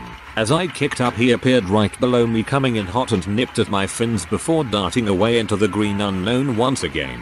When I hit the surface, I jumped in the boat so fast my baggies fell down around my ankles. What is the scariest situation you've been in and thought, I'm not getting out of this alive? Serious. Was in Iraq on my last deployment and was conducting a foot patrol. As I pass a side street, the tailgate of a truck drops and there are 2 insurgents laying there with a machine gun who immediately open fire. The whole world slows down and seems to do one of those freaking Matrix things where you can see the bullets as I scream for everyone to take cover and run for cover myself. I felt my body jerk and yank around and almost fall off my feet several times until getting behind a building for cover. I just knew I was dead and could not feel the wounds because of the massive damage. Checking over my body, a canteen had been blown apart. A round had passed through a magazine pouch, destroying 3 magazines of ammo. I had 2 impacts that ripped up the cover of my helmet without punching through, and 1 round had passed through my uniform, across my chest, tearing at the inside of my body armor without 13 points of impact in all, and not and scratch on me. We later joked that death must have been on vacation. Holy crap, you must have used up all your luck. My insane cousin decided it would be fun to dangle me by my ankles over a 5-story balcony. I was 5. I just remember looking at the ground so far below me and screaming at the top of my lungs. It felt like hours, but probably only lasted a minute or 2. Then my dad saw what was happening and my cousin was grounded for the rest of vacation. I got caught in an avalanche while skiing in Colorado once. I was completely buried by the snow, so much so that it was like I was being suspended in the middle of the air. I couldn't even tell which way was up. Mind you, I was around 7 at the time, so I didn't know the spit trick, and began shouting for help. I wasn't even sure if anyone could hear me, but I just continually shouted my head off, hoping someone would be able to come rescue me. After a little while, I started to believe that this was how I die, stuck in a giant snowball. I was stuck for a good 5-10 minutes before I heard a search team treading through the snow. Their dogs must have picked up my scent or something, but I heard barking, and then the digging away of snow. Then, a foot brushed up against my boot, then my whole body was being forcibly pulled. The sun was blinding, and the world was spinning, as apparently I was facing downwards, so I got quite the head rush. I had never been so happy to see the sun before in my life. In 2004 I woke up and started coughing up blood. Not just a little bit of blood, but giant splatters of blood hitting the wall every time I coughed. Think of the movie Exorcism but with blood and not pea soup. I immediately had a panic attack and thought that I was going to die. I woke up my mom to get help and tell her goodbye. She called the ambulance and I spent the next 7 days in the intensive care unit. Eventually, they found that I had a serious infection that, as the pulmonologist put it, shredded my right lung. The infected tissue tore off of my lung and fell to the bottom where it abscessed. Every time it moved, the abscess would rip the artery in my lung open and I would cough up about a liter of blood. The doctor had to cut 18 pieces of my lung out. Luckily, I survived, but I get short of breath easily. See, this scares me the most. Other times it's people doing crazy stuff, or accidents on the motorway. But this can happen at any time. To anyone, no matter how safe your life is. Terrifying. Glad you're okay. I woke up in a heap of twisted metal. My first thought was about the excruciating pain in my arm. I recognized it was broken in a very foggy way, as if it was no big deal. Then I realized my head was pounding. Realizing I had all my limbs, I started to think about my situation. I was driving on the interstate. Now I'm in what seems to be a ball of metal. As I turned my head to look around, I noticed two things. I'm not on the road anymore and I'm bleeding from my head. I'm bleeding from my head, arm, and shoulder. And when did I end up on the passenger side of the car? I was wearing my seatbelt. I don't know how long I waited there. I tried to find my cell phone to make a call but I couldn't find it. I feel myself growing weak. While it seemed the cuts on my shoulder and head were nothing, my arm was really bleeding. A lot. I could see the bone, so it's not really a surprise. I passed out under my passenger seat thinking, so this is how I'm gonna die. I was terrified really. It seemed like I was there forever, in a fuck ton of pain, watching my own blood pool around me. I'm trapped, and by the time this thought crosses my mind, I'm too weak to do anything anyway. For just a moment panic hit, then I calmed myself. Not in any way that would be logical, unless you hit your head and lost like half your blood. My justification for dying being okay was things like having a good hockey season, and finally sitting down to watch Shawshank Redemption.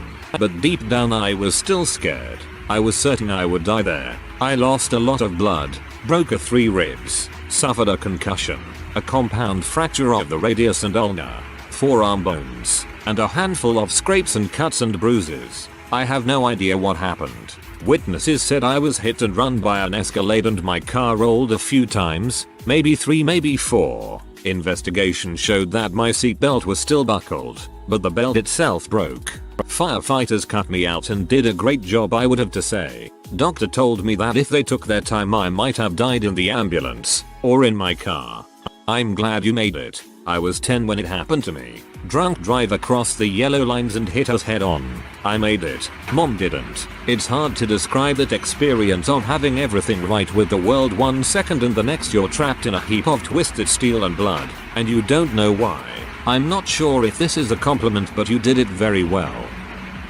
Was electrocuted in the wet grass, and couldn't let go of the cable for a few seconds. Got out of the pool as a young kid and went to turn the power to our filter off, which was on the house. Grabbed the switch to turn it and couldn't let go as my entire body started to feel weird. It's not like painful, it's just such an uncomfortable OMFGWTF is going on, let the frick go now feeling. Very scary. It was actually around 3 a.m. one night last week. I woke up to pounding on my front door, and then I heard someone fiddling with the doorknob, then more pounding on my front windows. I was sleeping in the living room, back of the house, and I got up to stand in a corner where no one would be able to see me.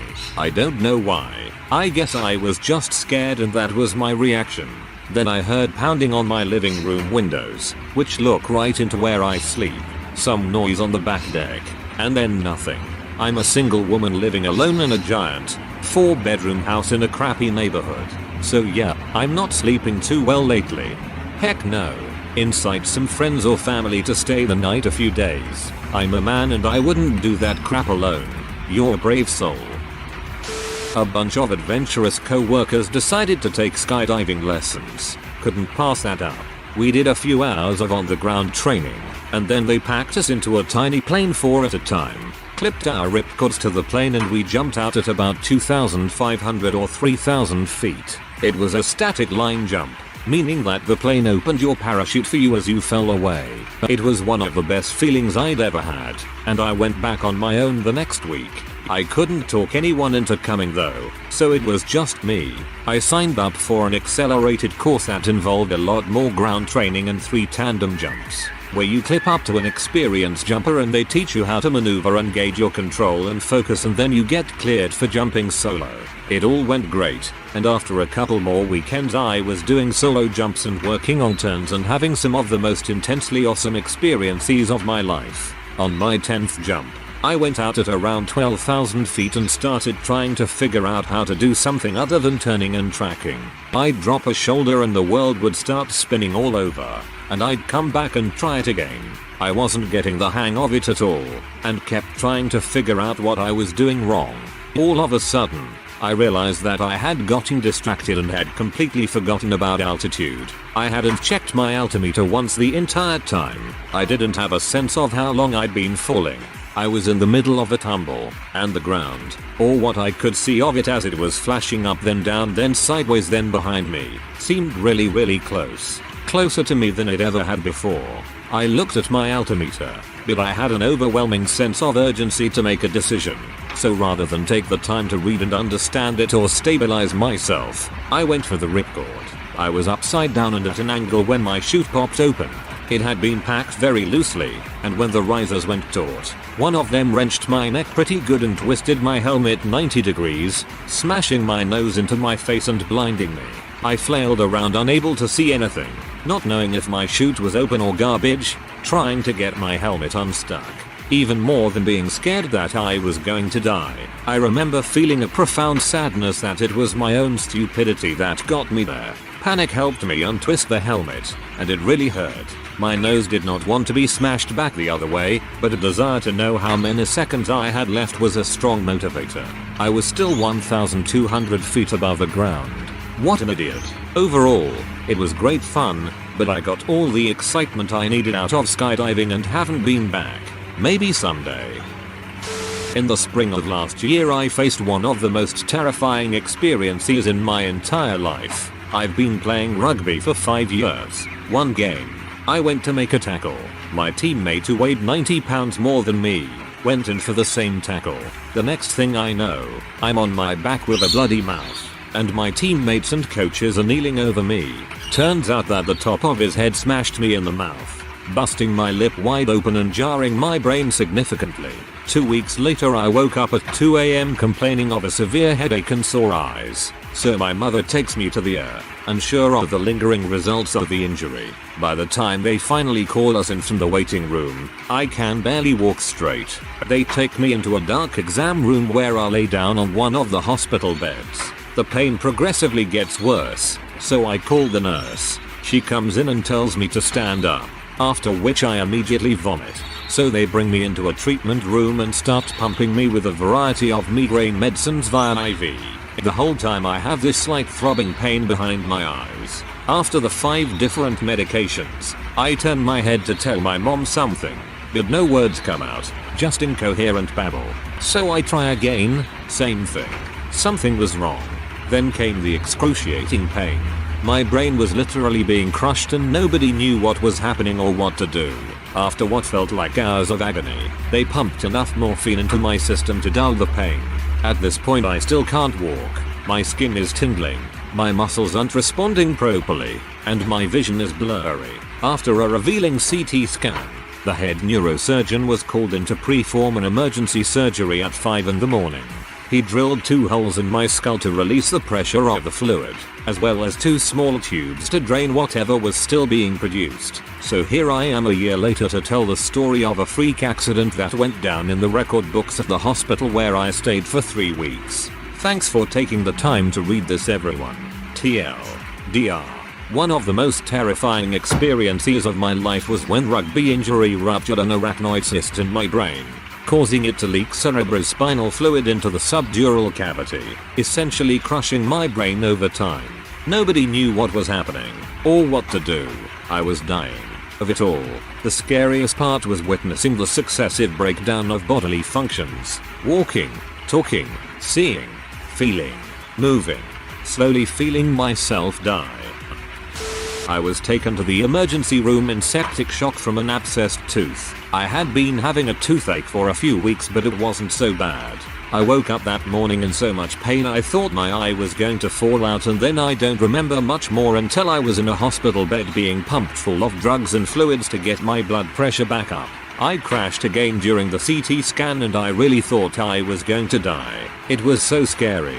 I had just had the contrast dye put in me and thought I had peed myself, and then my blood pressure bottomed out again.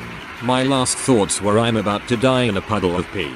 I don't remember again until my parents were there. They told me what had happened and a nun came in and told me her church was paying my hospital bill. 3 days later I woke up in my bed at home hallucinating an alligator was at the foot of my bed. I devised a plan to leap out of bed and onto my dresser all the floor is lava style. It didn't work. I crumpled into a heap on my floor, and my boyfriend came in and filled me in on what all happened. I had literally almost died. It really changed my whole life. At first it really messed me up, and I can't say I'm not still kind of screwed up from it, but in all it was for the better. It got my life back on track and great things are about to happen. Well, I'm gonna go brush my teeth right the frick now, holy crap. Climbed a 14,000 featuring mountain in the middle of winter. Got stuck in a freak snowstorm and spent 3 days soaking wet and shivering in a tent with 2 friends as the snow piled 4 featuring high. Ended up being rescued by search and rescue. The 3 of us got pretty close during that trip, in more ways than one. Stuck on a chairlift on a ski hill, in the middle of a blizzard, 100 feet over a ravine. Was 14 at the time. A storm moved in and they were shutting down the mountain. I begged the lift operator to let me do one more run. He relented and I went up. 5 minutes later the lift stopped moving. Before the whiteout closed in, I could see that I was parked over a rocky ravine, about 100 feet below me. As the minutes ticked by, and then a couple hours, it became clear to me that they'd forgotten all about me. Temps plummeted, wind picked up and my core temp started dropping. Options were few. Raise the bar and fall to my death, or stay on the lift and die of hypothermia. I considered crawling up the chair and trying to make it to the cable above, then shimmy to the next tower, then down to safety. That all sounds like an easy, simple choice when you're sitting in your living room. It'd feel like sure death when you're sitting in the lift. Fortunately, when I didn't return home that night, my parents started calling around and eventually figured out where I was. In the wee hours of the night, I could hear a tracked grooming vehicle going up the mountain. I knew they had to be looking for me. Half an hour later, the lift started moving again and a sardine met me at the top. Frostbite on the toes of my right foot and both my hands, but lived to tell about it. For a long time there I was absolutely convinced, I'm not getting out of this alive. Rock slide in Yosemite National Park. I worked in the park, and lived in the valley in a rock slide prone area. One night right before bed I heard what sounded like thunder, but remembered the sky was perfectly clear when I entered my tent just minutes earlier. I ran out of my tent and into a chaotic scene. My fellow employees panicked and were running, falling downhill as the sound of thunder grew closer and closer. I hid behind the largest boulder I could find and expected rocks to come rolling past me any second. The sound was intense, frightening, and seemed to close in on my location with each passing moment. I thought it was the end. It seemed a decent way to die. What felt like minutes, it was likely just seconds. Later the rock slide stopped. I barely slept that night. Some employees needed stitches from cuts sustained during their flight, but otherwise no one was hurt. In the morning a couple of us went looking for the devastation and found the slide stopped roughly 100 yards from our tents. I felt very fortunate to have lived through that one. I got caught on a cliff top while snowboarding. 50-meter fall down onto rocks. No way of undoing my binding or climbing up to safety. I was stuck until 6 p.m. where I got airlifted out by helicopter after being stuck for 3 hours. First time I have truly feared for my life. Reading all these posts makes me not ever want to go back to snowboarding. As a kid playing on train tracks, my mom starts shouting at me. I look behind me and there is a train bearing down on me. Someone ran up there and pulled me off, but I was just stunned and couldn't move. I was in a car accident with my dad once. Actually, I've been in like 4 with him. We were waiting at a red light when it finally turned green. We started to go forward and out of the corner of my eye I saw a van coming from the right that looked like it was going too fast to stop at its red light. I shouted oh my god because there was really nothing else I could do as a passenger, and my dad slammed on the brakes, making us run into the side of the van. It still kind of shakes both of us because if I hadn't called out, my dad wouldn't have braked, and I would have been hit instead of us hitting the van that was going 45 miles per hour. Not a particularly long story, but around age 9, an older and much larger kid at some after-school daycare thing held me underwater at the pool. I immediately panicked, thrashing and struggling with this kid's slab of meat of a hand calmly holding my head just below the surface. After a minute or so I couldn't hold my breath any longer and inhaled a bit of water. For whatever reason I stopped thrashing, became very calm and pushed away from the kid with my feet, deeper into the pool.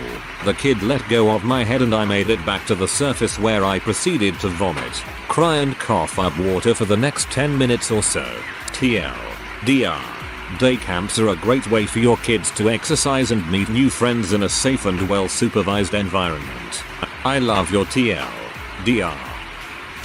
While going to Fresno State University I moved into some apartments right off the school. They were right next to the university on Bulldog Lane, which I later found out it was known as one of the more dangerous places in the area. So I had this CAD class at night while in college, and class was around 3 hours long. It would usually end at around 10 at night, and I had no car, so I would have to walk alone for a good half a mile off campus to my apartment. One night class took a little longer and I ended up walking home at midnight. So I make it to the apartment's locked gates and notice some suspicious guys waiting outside the gate. I was already scared and suspicious about them, but I decided to just ignore them and walk in. Right before I make it to the door they stop me and ask me if I wanted to buy in.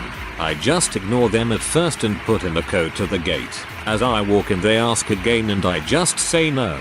My dumb butt never thought that now I opened the gates to the apartments and they can follow me to my place. So I just try to walk normally to my place while trying to not crap my pants as they're following me. Next thing I know 2 more guys are in front of me. They pull out a knife and point it at me. The guys behind me then ask me, "You sure you don't want any?"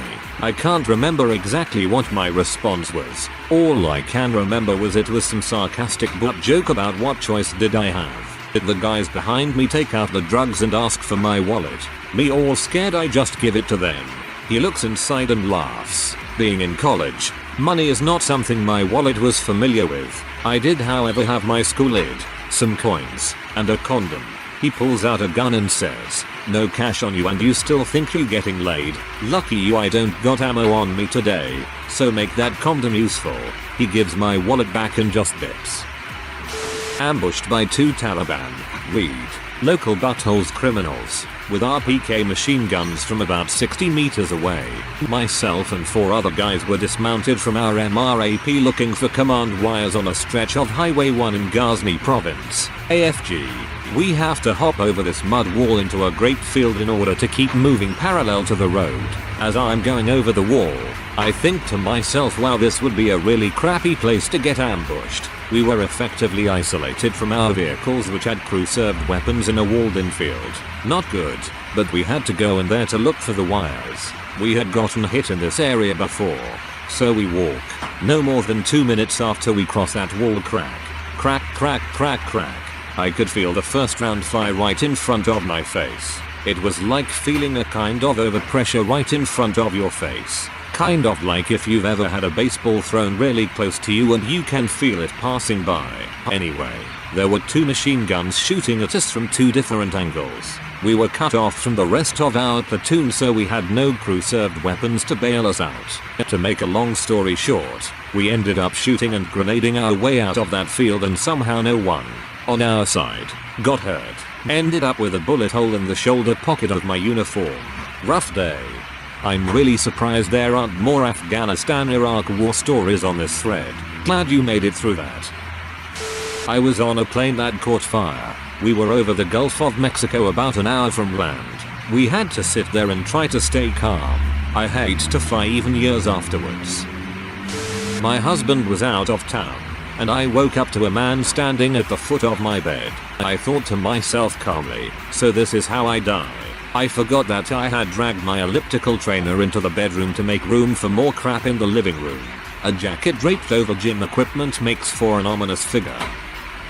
I love to swim in the ocean, and I used to have no fear of swimming out too far, since I'm a very strong swimmer. Last spring, I was at the beach and I saw a sandbar a ways out. I could see the waves breaking, which let me know there was a shallow area, and I decided to swim to it. A friend accompanied me, but about halfway she got nervous and turned back.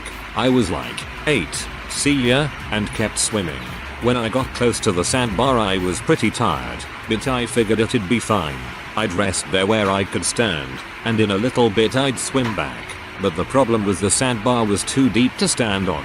I could touch the bottom easily, but the water was a few inches above my nose, so I couldn't rest. I was annoyed, but I didn't think it was a big deal, until I started swimming back. I was very far out, and I was tired. I wasn't making much progress forward, and the waves were tossing me around. My friends were tiny spots in the distance. I started to panic. I thought, I'm going to drown. I'm going to freaking drown. I've never been scared like that. Not before or since. I wanted to cry. My heart was pounding. I was totally exhausted, and because of the adrenaline coursing through me I was paddling way too hard, not getting anywhere. I was having a panic attack in the middle of the goddamn ocean. All of that lasted maybe a minute, not more. Suddenly this thought came through, louder than anything else. Do you want to freaking die? And I realized, if I kept doing what I was doing, I would drown. If I kept panicking, I would die. I was 19 at the time, and up until that point I had never seriously faced death. I forced myself to stop swimming and just float for a second. I forced myself to calm the frick down. Then I started swimming back, more calmly. Now, I was not going to die. I was not going to fricking panic and die because I was acting like a reckless goddamn butthole. I honestly think the only thing that kept me alive was how off with myself I was. I was still scared, but I pressed all those feelings down and just swam, and swam, and swam. When I got back to the beach, I completely collapsed. I crawled up the sand until I was far enough out of the surf that the waves wouldn't come up to my face. I was heaving. Best workout of my life, right? Jesus. I don't know how long I had to lay there before I could get up, but while I was down there, the water lapping gently at my legs, I kissed the sand completely sincerely, and developed a healthy freaking fear of the ocean. That was a great read. I know that panic. All consuming. Glad you made it back okay. Doctors over it. What's the creepiest thing you've encountered while on the job? RN here. I took care of a lady once. She nearly died of sepsis, blood infection. She'd had multiple strokes and coded multiple times in the ICU. They'd given her Levofed. Levofed or leave em dead is what we say because Levofed shunts blood from your extremities to your vital organs, usually resulting in necrosis, death of peripheral tissues. This means when she came to me her fingers and toes were all black. She wasn't quite right. And I've seen lots of crazy, but she truly unnerved me. She never talked, only whispered in this bright bubbly voice, like a little girl's, but she said awful things, like can you push me outside so I can chew my fingers off, and she would smile all time. She also had some really bad pressure ulcers, bed sores, from just basically being immobile for so long. We had to dress her wounds daily. She'd usually rip the dressings off pretty soon after we put them on. One night I went into her room and saw a piece of what I thought was dressing on the floor. Upon closer examination, it was a chunk of her own skin. A partially healed skin graft to be exact. Still gives me shivers. Not a doctor, but I work in a personal care home. We used to have a resident who would constantly yell out hello. Drove us a bit bonkers. After he passed away, a lady moved into the room. One night I was working a double, evening to nights. She pulled her cord bell. I went in and she asked me to make him stop. Make who stop what? The old man standing beside the bed. He won't stop yelling hello. How do you just not quit your job and move to Kuwait after that? Not a doc, but I am an EMT. Honestly, old demented women holding baby dolls. They pet them and crap. That baby is real to them. Freaks me the heck out. While on an infectious disease elective, I took care of a patient with a brain abscess. The abscess had knocked out the language centers of the patient's brain, resulting in an aphasia. His words were completely scrambled 90% of the time. Ironically, the patient was a computer scientist software engineer responsible for coding groundbreaking voice recognition technology. The irony really creeped me out. I worked in an ER, and the creepiest thing I can remember wasn't so much an event as a look. A 4-month-old child was brought in because it had basically suffocated in its crib due to neglect. The mother was there, watching her baby die, and maybe it was the drugs still coursing through her system. Maybe it was the shock. But watching as one of our priests tells her outside that trauma bay heaven has claimed your daughter, the glassy, 1,000 mic stare she gave as she asked if there were police going to her house and if she could go home. Something that utterly wrecked everyone an hour, and she had this otherworldly, totally distant look because she was thinking about how she's going to get busted. But some days, your faith in humanity is tested. Not a doctor, but both of my parents were. So here's a couple of the weirder stories I remember. Mum was in a dock. One night a guy came in who had tried to commit suicide. He had used a shotgun, but had stuck it under his chin instead of in his mouth and had angled it wrong so that he just blew most of his face off instead. Apparently he only lived about a block from the hospital, so he just walked over with no jaw or nose and only one eye. Basically just a couple of bloody, rasping holes instead of a face. He was in such a state of shock that he just calmly walked in and sat down in the waiting area. The other is much less gory, and mostly just weird. After retiring, Dad worked in geriatric care for a few of the nursing homes around town. One guy had this really weird affliction that I can't remember the name of, but it caused him to have really weird hallucinations, like snakes coming out of his nose and mouth. The strange part was that he was completely lucid and actually really intelligent, and my dad would talk to him frequently. They would be discussing films or philosophy, and the guy would occasionally calmly say, "Hang on a second," and then proceed to pull a 2-foot invisible snake out of his nose. He'd lay it on the ground, and then it apparently would slither away. He could talk about them and describe them in complete detail. Wish I could remember some others. There was one they told when I was a kid that had something to do with a radioactive alligator, but I don't remember the details. Also, I kind of think that particular one might have been one of those stories. A friend of mine is an EMT around Chicago. They gets a lot of calls for homeless people who die during the winter. If they don't find them quickly enough, the body cools and any exposed skin freezes to the ground. They have to scrape the people from the sidewalk before they can remove the body.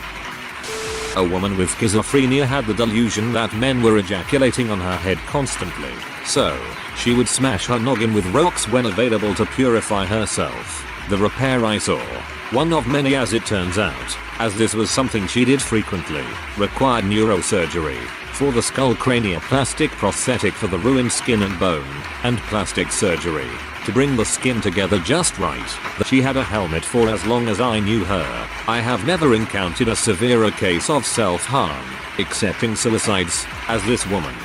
Sad to hear, as it probably stemmed from childhood sexual abuse. Nurse, not doctor, but I had a 91-year-old woman who came in with a stroke. She was unresponsive and breathing at about 44 respirations per minute, hyperventilating. This went on for about 3 days. We were waiting for grandma to kick the bucket any minute. All of a sudden her bed alarm went off. We figured it was a visitor who had leaned on her bed too hard, because that can send it off. So I don't exactly bolt to her room. When I get in there, she is sitting up, legs swung over the side of the bed, yelling I need to pee. I get her to the commode and get her back to bed. She starts bawling, saying she wants to see her husband, who is long dead. She died 2 days later. Not a doctor, but a nursing student studying psychiatric and geriatric nursing. We spend 12-hour shifts at the hospital nursing home, twice a week, and usually rotate patients. One of the things that constantly freaks me out is when a patient says something like, "I'm done." They usually do die within a couple days, if not hours after having said that. At one of the nursing homes we did clinical at, they take this as a very serious ominous sign. I've seen this in both critical care patients and patients who are expected to discharge that same week. It's not uncommon for them to say they see their parents, loved ones, etc. and then pass away shortly after. Not saying every patient that said that has died, but I've seen enough that I take it seriously and it gives me the spooks. Not a doctor but care provider in a home for developmentally disabled adults. Some details changed for anonymity privacy. A long-time client whose mentality interests were comparable to 4-6-year-old would cover his head with the bedding when he went to bed. When staff playfully asked him what he was doing, he'd tell staff he was hiding from the ghosts. He never identified the ghosts and did this for years, so staff always thought it was just the client being playful. At one point this client didn't want to do his normal routine like eat, drink, stay up to watch television, or use the restroom. While bathing, the client said he was seeing ghosts and pointed. Staff replied, "What ghosts?" and the client said, "My mom and dad. Going to take me home." Staff gently reminded the client that his parents had already passed away, that they couldn't possibly take him out that weekend. Within 72 hours of telling staff he saw the ghosts of his mom and dad, that client went to the ER, was admitted to the hospital, and passed away. I was the one that had spent half the night in the ER with that client. I had taken him to the ER before and other routine medical appointments. This client was known for being rather combative during such visits but was unusually peaceful the entire time the last time he went to the ER. When I went to the client's memorial, I told the client's family that I thought he knew it was his time based on how calm he was. I didn't disclose the part about seeing ghosts of his parents shortly before the ER visit. When I was working as a critical care nurse, I sent my patient down for a heart catheterization.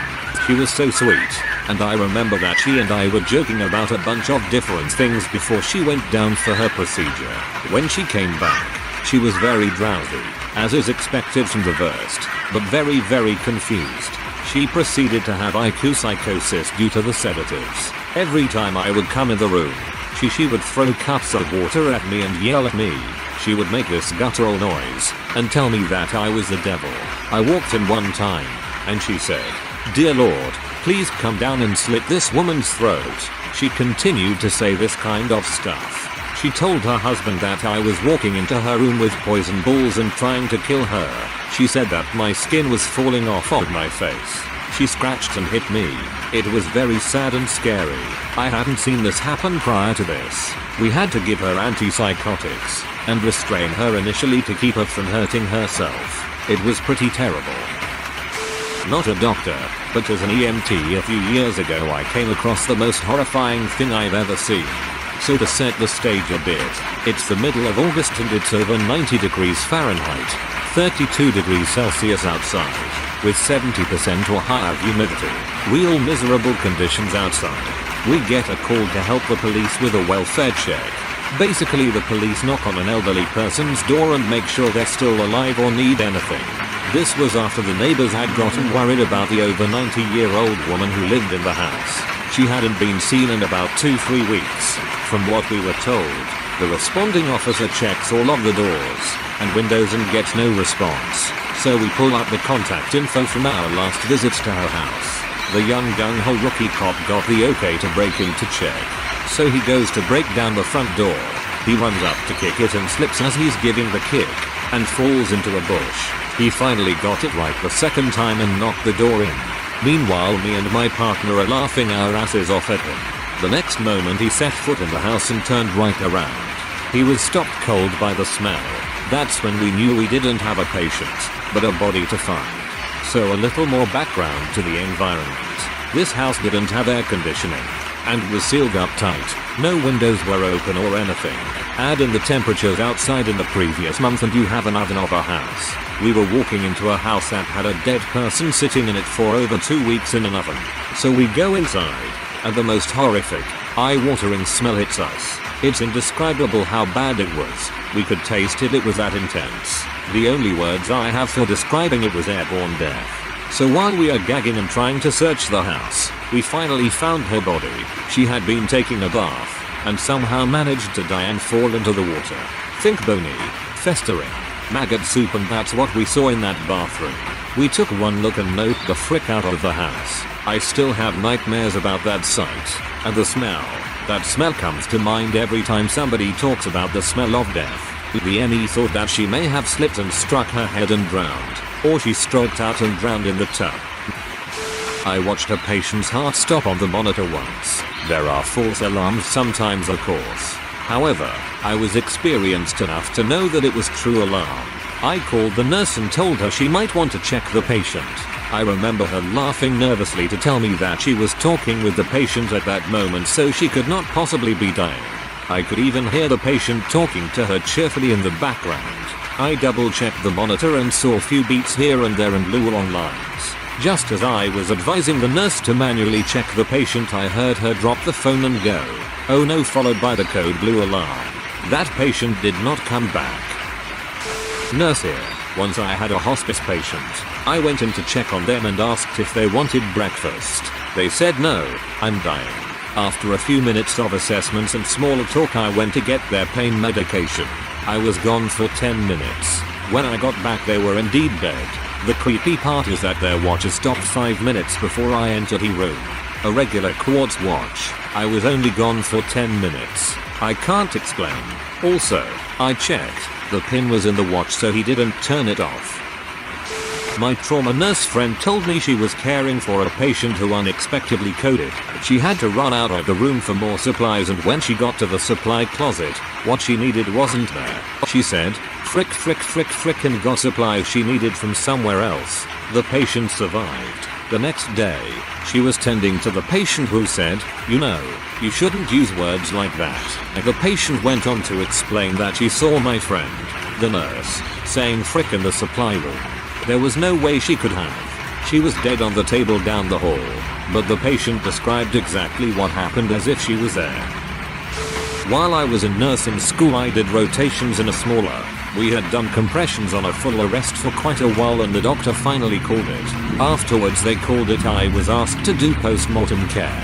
As I was rolling the patient with a co-worker, the patient was rolled towards me and almost up against my body as the nurse cleaned her backside. At that moment she began to vomit, and she kept vomiting all over my white scrubs. Vomit sucks, but a dead lady vomiting on you takes it to a whole other level. My mom works in the local and sees a lot of interesting stuff. I'm relaying the stories she's told me. Once there was a guy who'd been stabbed who was being wheeled in and was still in shock, so he wasn't really feeling the pain yet. He was eviscerated and was holding his intestines, trying to push them back, and the docs and nurses had to retrain him from trying to do so he wouldn't damage them further. To anyone who's had bile drains like me, this will make you cringe. Guy in prison has end-stage liver failure and has external biliary drains. These are drains that are screwed into the bile ducts in the liver. He gets into a fight with another inmate, and the other inmate grabs the patient's bile drains and rips them out. Jeez, just typing that makes my stomach hurt in sympathy pain. I had bile drains for the same reason for months on end, and just a slight accidental tug on them hurt like holy heck. Patient came in with large abscess that requires lancing. Doctor goes and starts injecting lidocaine to numb the skin before cutting.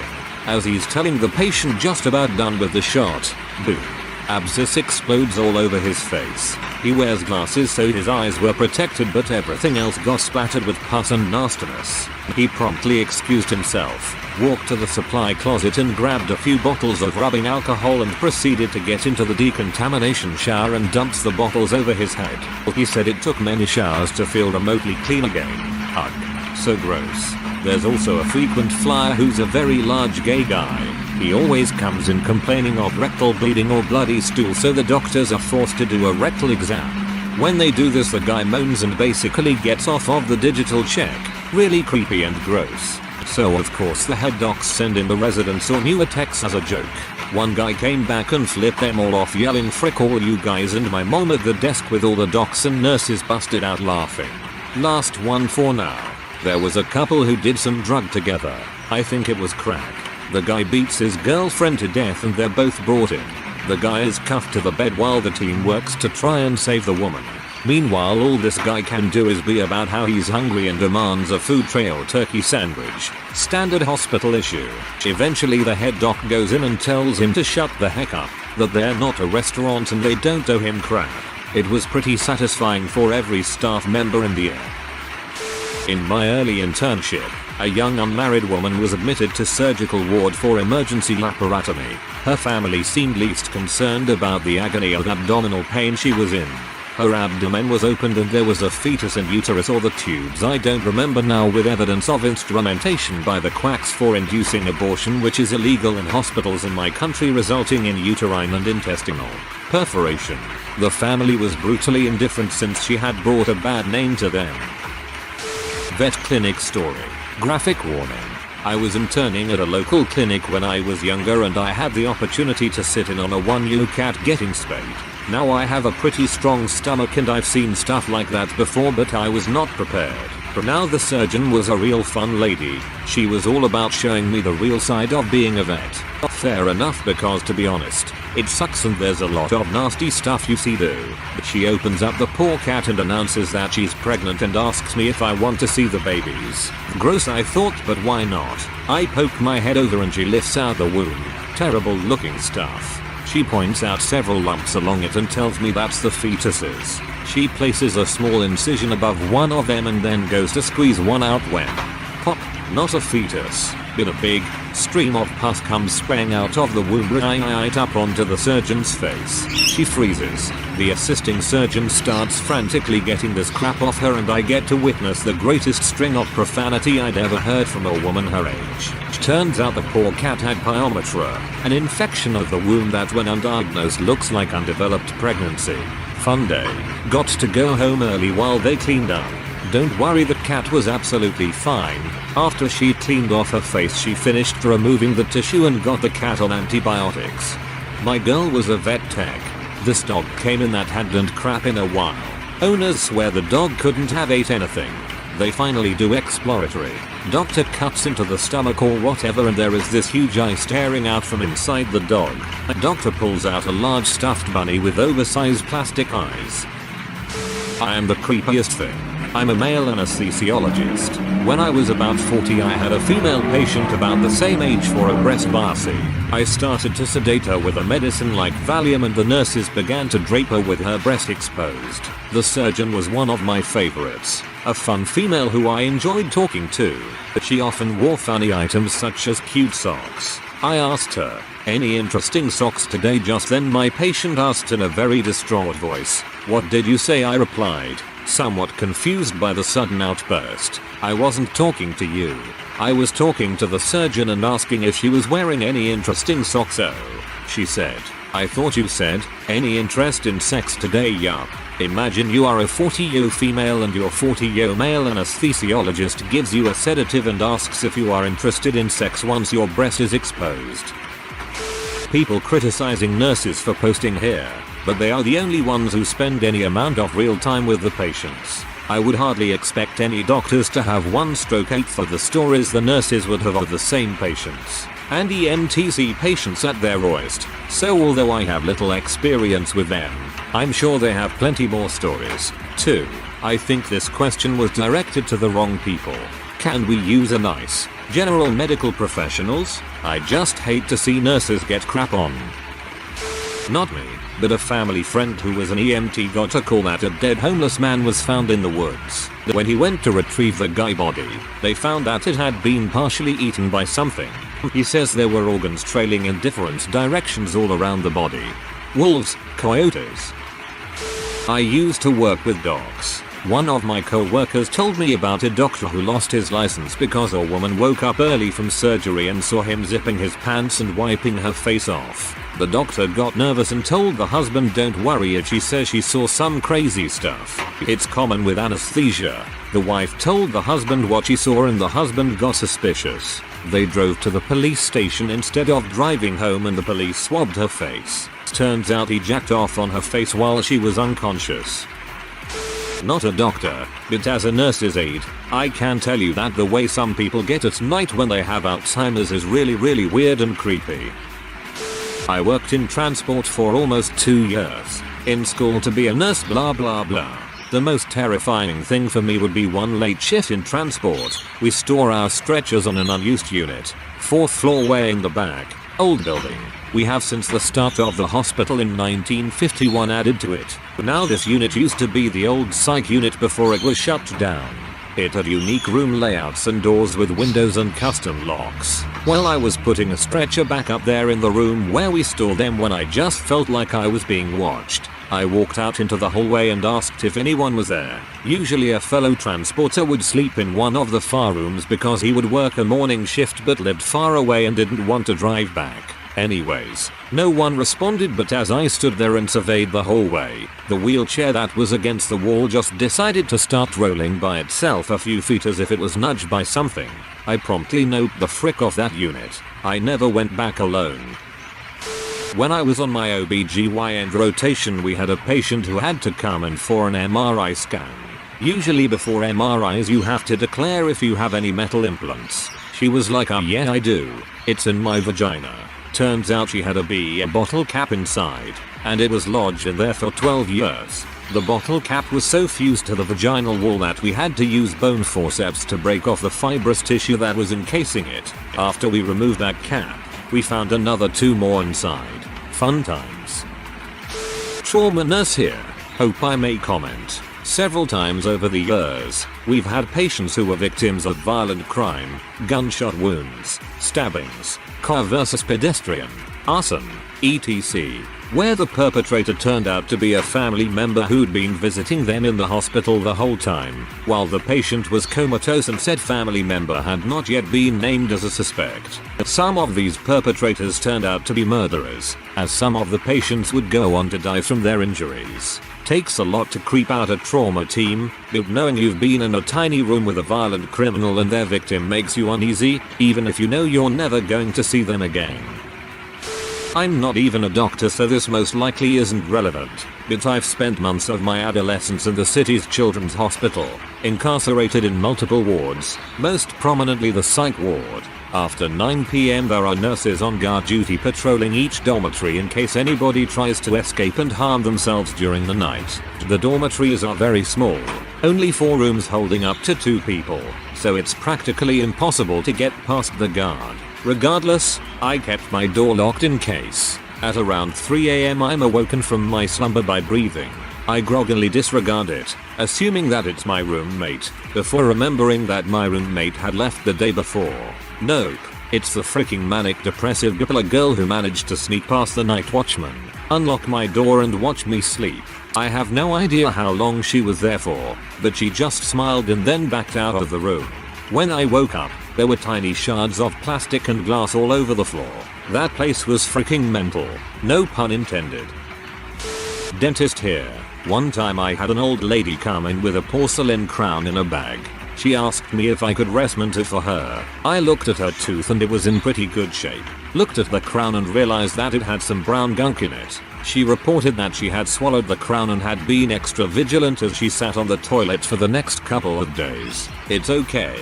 I soaked it in alcohol for 24 hours, she told me. Without being rude, I surmise that the brown material must have been poop. Gross, huh? Well, it gets better.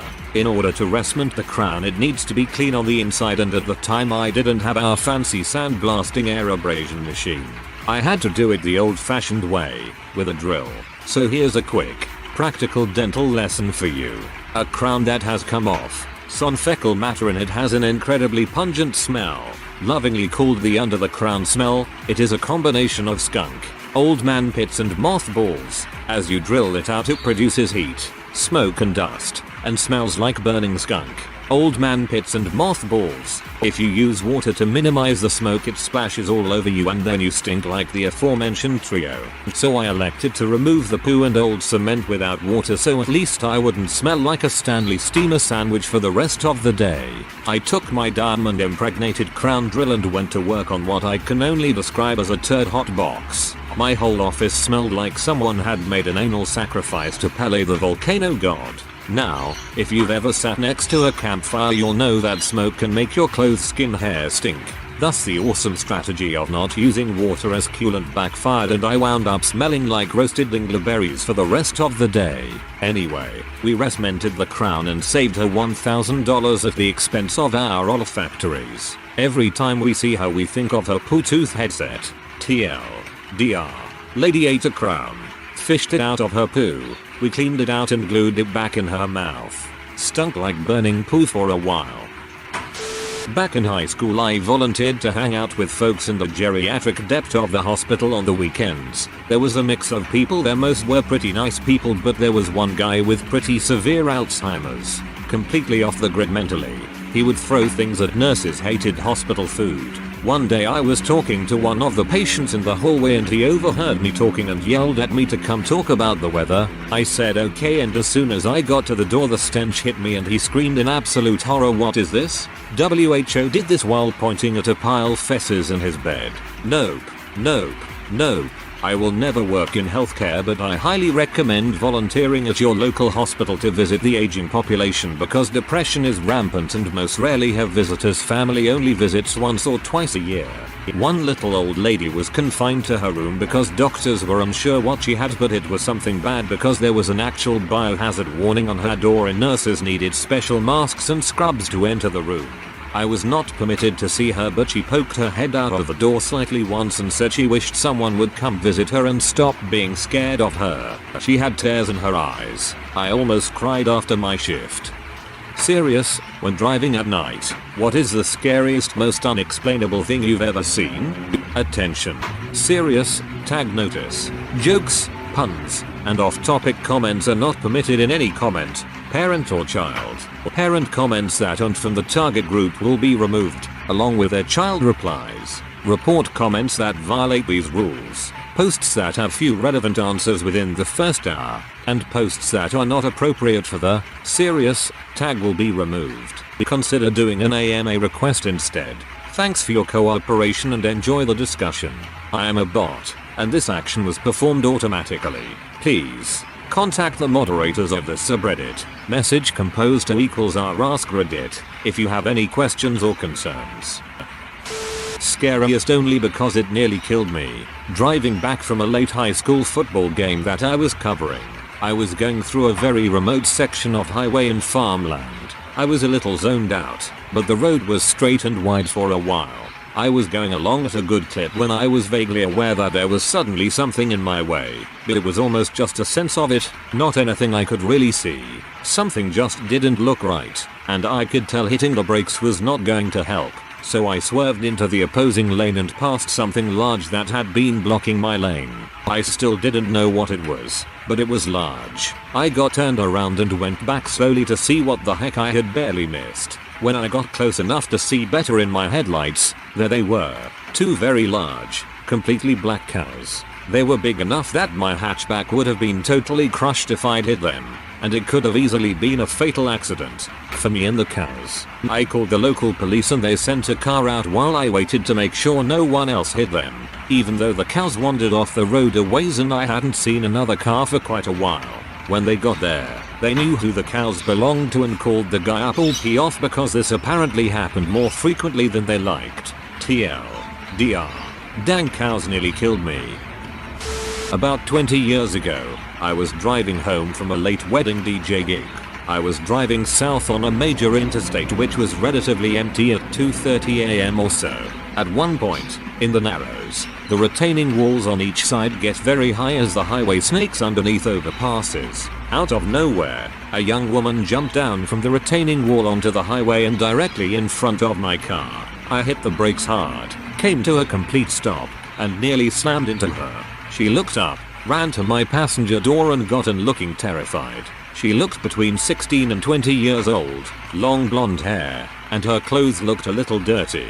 Not homeless dirty, but like she'd fallen down a few times. "I just need to call my mom," she said. I tried to calm her down and began moving back down the highway, and behind me about 50 feet, I see another figure jump down onto the highway out of my rear view window. I didn't mention this to her and she didn't look back or see the other person. I sped up and went about 4 or 5 exits south. She kept saying over and over, "I just need to call my mom." This was before most people had cell phones. So I told her I would take her to one of the 24-hour grocery stores and she could call her mom. I asked her if she needed money for a payphone, what was wrong, etc. She said nothing other than, "I just need to call my mom." I pulled up to the grocery store and stopped. She got out quickly, but not running, then ducked into the grocery. She didn't say a word to me or look back. I pulled into the gas station across the street and called 911 and told them the entire story and let them know the young woman was inside the grocery store and a description of her. I have no idea what happened. I don't know why she did that, what happened to her, who the figure behind us on the highway was. Nothing. Really made me super uneasy. I think I did the right thing. I would have tried to do more, but she seemed really fragile emotionally and somewhat afraid of me. I am a guy, so I wanted her to just be able to get to where she needed to be. Hey man, you definitely did the right thing. I hate to think of what might have happened to her if you hadn't helped Jay. Was driving with some friends at around 2 AM. Rainy cold night, along a winding section of road with a steep drop off to the river below on one side. We pass a small pull off and notice a car with no lights on. As we drive by we catch a glimpse of a person standing next to it, and as the headlights hit him we see his shirt is covered in blood all down the front. We don't stop, but turn around and drive back slowly. I roll down my window as we approach, and he just stands there, blood all over his shirt and pants. His car looks fine.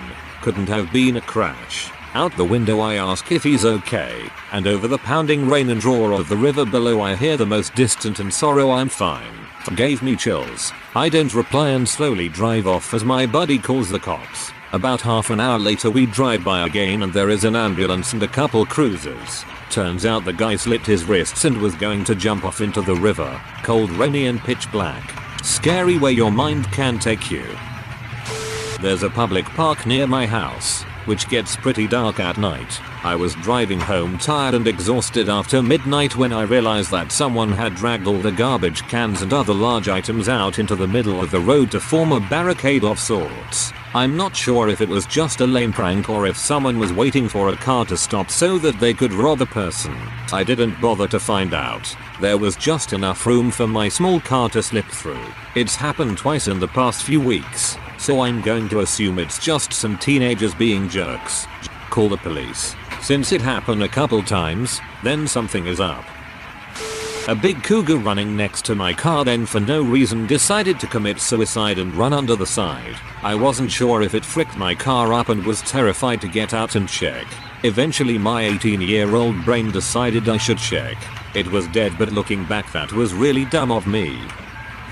This story is one where I was the one that, unintentionally, scared somebody. I was driving home from a friend's late one evening, probably around 3 AM. The town I live in and grew up in has a reputation for being a racist area thanks to a few high-profile incidents and a reasonable amount of racist idiots having lived here in the past. As I approached the town, I was going round a roundabout when a car joins, ignoring my right-of-way and cuts me off a bit. It was a crap bit of driving, but I'm reasonably good at not letting that get to me. What was mildly irritating though was given how keen the driver was to get out onto the roundabout in front of me. He then drove about 5 miles per hour below the speed limit on the way into the town, and like I said, it's late and I just want to get to bed. About a mile later we reach the main street of the town, which has many turn-offs, and I'm still sat behind them. They pick one of the quieter turn-offs, which is the one I usually use to get home. At the end of that street they can go left or right and still end up at the other end of the housing estate. They choose right, which is where I need to go. Then they have a few turn-offs in both directions before hitting another main road. They choose a quietest turn-off, I presume thinking I'm following them and wanting to see if I actually am or if I'm just making my way into the main road. Unfortunately for them, they've turned onto my road. They're crawling along it at this point, obviously slightly worried. The driver probably thinks I'm still pee about being cut off and I'm following him for some sort of revenge. So they decide to pull in and let me pass. They indicate and pull across a driveway which just happened to be mine. I had to pull alongside them and open my passenger side window. The driver opens his and there's 2-3 black teenagers in the car, all looking slightly terrified by the pretty big skinhead, not by choice, white guy who has been following them and now pulled up alongside them in the middle of a quiet estate in an area known for being racist. The look of relief on his face when I said, "Sorry mate, that's my driveway you blocking," there was pretty hilarious. Poor kid was scared shitless, but somehow in trying to get rid of me made a series of road choices that convinced him he was about to be murdered. Car in front of you before they turn. Please don't go right. Please don't go right. You. Please don't go right. This woman was on the side of the road and asked me to come look at her car, which was parked in a large turn-off. I asked what was wrong and she just kept saying to come look. I apologized and drove away and she just stood there while I drove away. More weird than scary, but it was night in the country and I was alone. While working one night, was called to attend a head-on car accident with 3 people killed. The driver of one vehicle wasn't wearing a seatbelt and the force of the impact had embedded his steering wheel in his forehead. His best mate was in the seat next to him and was conscious and making the most horrific shrieks. We'll never forget that image or that sound. I was driving to work at 3 in the morning. I work at an airport, and I was in the middle lane doing 70 miles per hour when a lady ran at my car, in the middle of a highway, waving her arms. I swerved into the left lane so fast I couldn't believe I didn't hit her later, and kept going. I would have stopped. I really would have, but something in her face didn't say I need help. It was more I'm on massive amounts of drugs. When I got to my lot 10 minutes later, I called 911 and told them what happened. I never heard anything or saw anything in the papers, so I assumed she wandered away. I used to work by LAX in a small office park just south. As I was leaving, driving past the Air Force Base just down the way, some guy in a suit, like typical business attire, ran through the center of the street in pitch black darkness. I can sorta relate. I thought I was driving into Silent Hill when the road looked like it was flaking off and blowing away. Just Nebraska after harvest and the dried husks were blowing away. I was driving in Maine and there was a moose just hanging out on the highway. I just remember screaming and driving in the breakdown lane. I never realized how big a moose was. I also don't know why it was calmly standing there. I had something creepy happen to me a few months ago. I was driving home after seeing a play with a friend of mine, so it was probably around 11:30 p.m. 12:00 a.m. Also, I live in rural America, so there weren't any street lamps or houses for the majority of the drive. I was driving over this bridge and saw a car sitting on the side of the road turned on. I wasn't really concerned about it because it's a common spot for cars to pull off, even if it was kind of late. As I passed the car, I looked in my rearview mirror and saw that they had pulled up behind me. Again, I didn't really think anything of it until they began to tailgate me hard. While that behavior isn't unheard of, it tends to be rare since the road is curvy and a hot spot for deer. I kept driving for a bit with this car right up on me, which caused me to feel frustrated, confused, and strangely paranoid. Then, the car's headlights went out abruptly while I was nearing the end of a stretch of road surrounded completely by forest. This made me freak the frick out because it was still super close behind me. Then, the car sped up and went around me, but almost immediately slowed down to a standstill in front of me. At this point I was so afraid, so I sped up, went around the car, and drove way too fast to get home and then sprinted inside and locked the door. I didn't notice the car around my house, but I still feel worrisome about the entire ordeal and wish I knew why someone would drive like that. When I was a kid, living in Charleston, SE, my dad took me and my brother to a boat landing on a creek, right off of the Intracoastal Waterway to shoot off some fireworks we had left over from the 4th. This boat landing was up in the sticks in a place called Wadmalor Island, very sparsely populated and pitch black at night. When we pulled in the parking lot of the boat landing, around 11 PM, there was a 20-ish foot powerboat nestled against the dock. The only people there were several guys wearing white boots and loading the back of an SUV with boxes from the boat. There was also a sports car, not sure what kind. We instantly got the heebie-jeebies, turned around and hauled butt. About 30 seconds later, there was a car speeding towards us in the rear view mirror. We were already going 80 miles per hour, because my dad was convinced it was drug related, and it was gaining very quickly on us. We knew we couldn't outrun them. My dad drove an 81 Audi Fox, so before we went around a curve in the road, we killed the headlights and pulled into the driveway of someone's house, ducked down and waited. That car that was chasing us flew by, must have been going 100 miles per hour, easily. We sat there for a few minutes and saw the car going back to the boat landing. Crap could have ended very differently. I'm guessing sea shipment, TL, DR, me. My dad and my brother witnessed a drug delivery, got chased and barely escaped. Nice move on your dad's part. I've been wanting to post this for so long. And now I'm late to the party. Anyway, I was driving very late at night through a pretty big park in NYC, but not Central Park. Now this was after an all-night film shoot for one of my friends in college, and I had been up for a very long time. As we were driving past the rec building with the pool, I see a person galloping on all fours like a crab. They were moving so fast and I thought I had just been imagining it. But when I got home, my boyfriend at the time, who was sitting in the front seat, asked me if I saw the crab person. It was super spooky and I just can't explain it.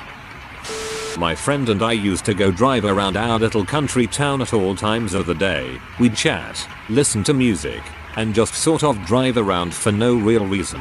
One night, we decided we were bored and that we should just take a drive around the backcountry roads and just chill out. The roads were just two-way, one lane each, with a speed limit of 45-55, I think.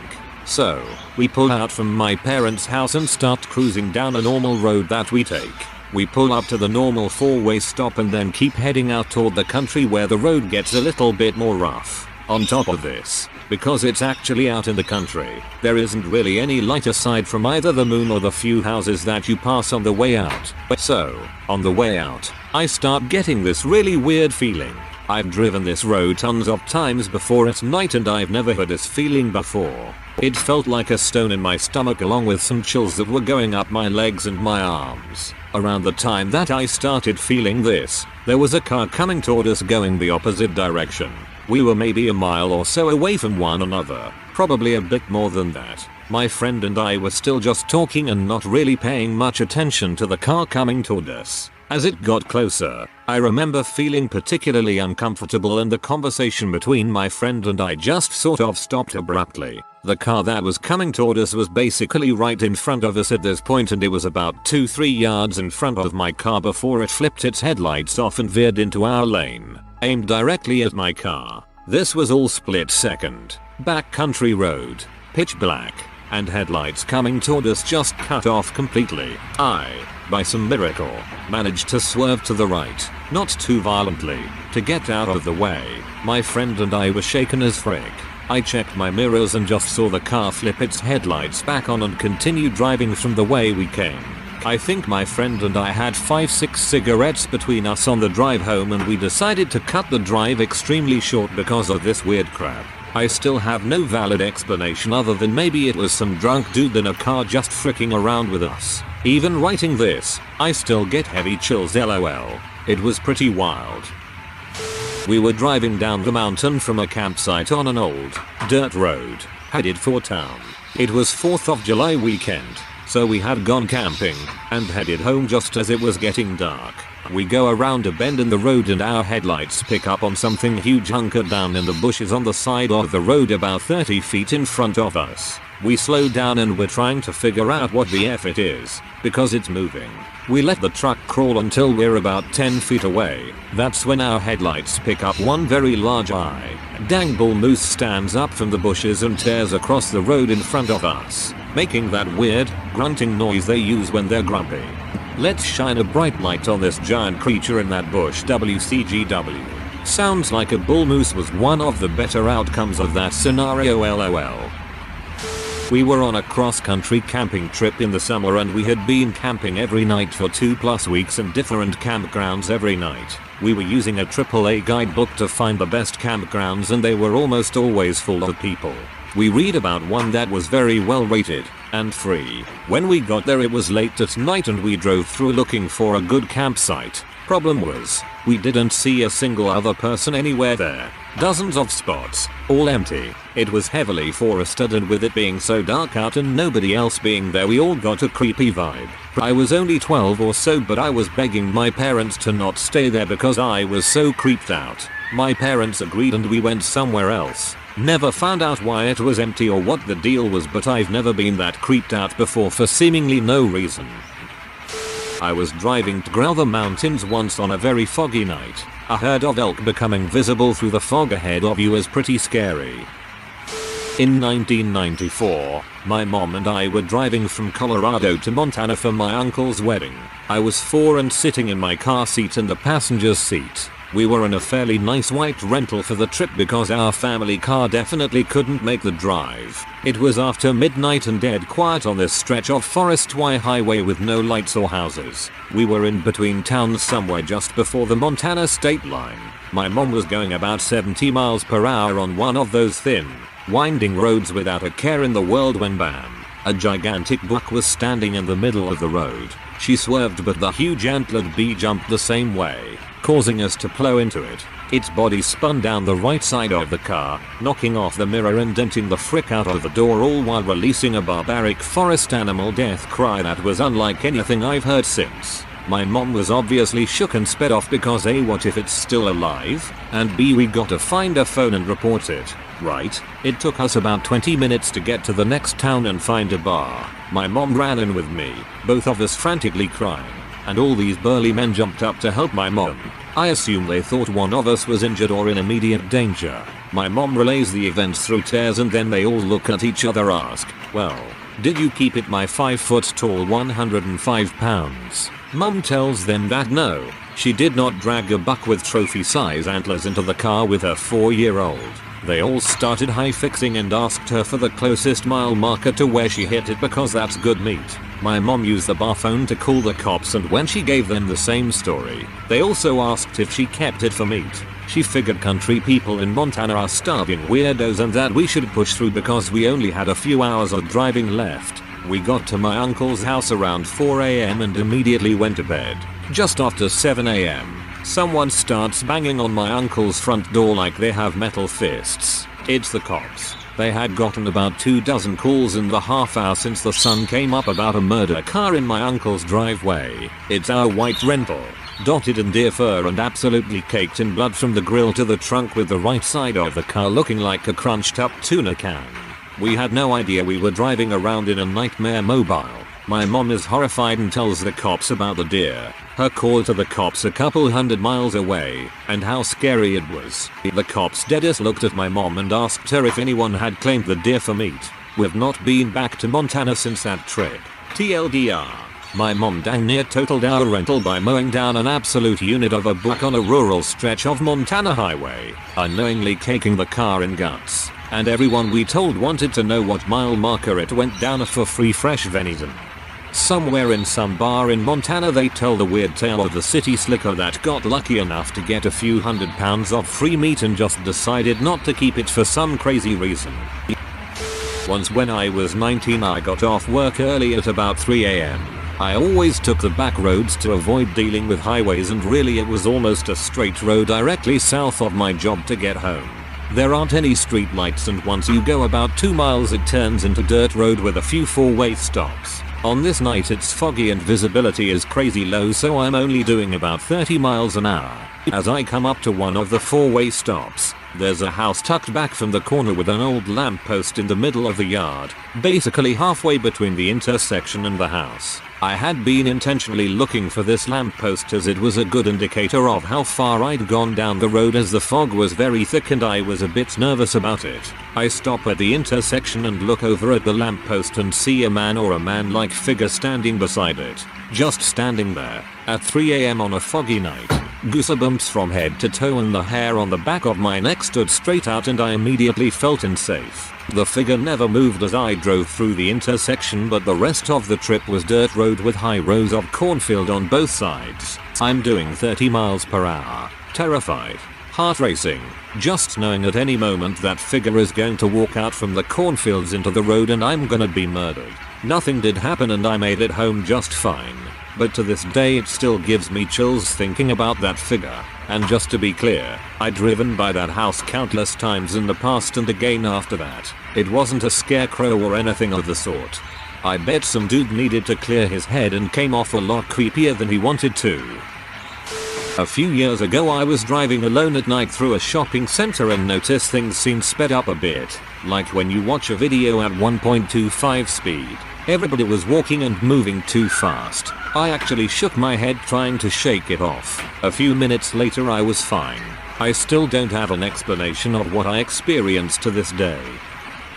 One night my wife and I were driving home from a 2 AM Walmart trip along a particularly empty stretch of highway. We come up over the top of a long hill and as the car levels out we see two deer halfway across the road. The deer that was leading the other broke into a sprint. The deer behind them froze, and I pumped the brakes all at the same time. Somehow this was all timed perfectly such that our car threaded the needle gap between the two deer that formed from the time when the one in the back froze till we got to the deer. Maybe 200 feet at 65 decelerating to 45 mph. Nobody was harmed, human or deer. The car wasn't even grazed. We call that moment the deericle. Deericle, just take my upvote. About 6 years ago, my family and I moved from the west coast to the Midwest. Dad and I drove while my mom and younger siblings flew. Dad was driving the U-Haul and I was driving the van that we had at the time. We stopped for dinner around 8 and realized we had about 6 hours of driving left and decided to push on through. GPS took us a very weird way and had us exit on a rural route highway instead of staying on the interstate. So we are following this little windy road for what seems like forever. It's just past midnight when all of a sudden we are in this little town. Everything seems old and the houses feel like they are 10 feet from the road. There's not a single street light in this town, so the only light is from our cars. We get to the house and my dad doesn't say anything about the town, so I assume it was my mind playing tricks on me. A few days later I tell the story to my mom and she tells me dad told her the exact same story but thought since I didn't mention it that it must have been his mind playing tricks. I've tried to find this town again on many occasions and I have never had any luck. Redditors who spend a lot of time in seclusion, at sea, in the air or out in the wilderness. What's the creepiest or most mysterious thing you've seen, found or experienced? I worked a heap of night shifts solo in the middle of the Australian outback as a driller up in Mount Isa. Usually I'd be down the bottom of 200 meters and open cut mine. One night I'm just sitting drilling away and I look down at my door light shining on something. And there, in the middle of the outback, at the bottom of a pit, is a crab. A little crab just walking around. Really blew me away because I had no idea how it would have got there, and we were about 1000 km from the ocean.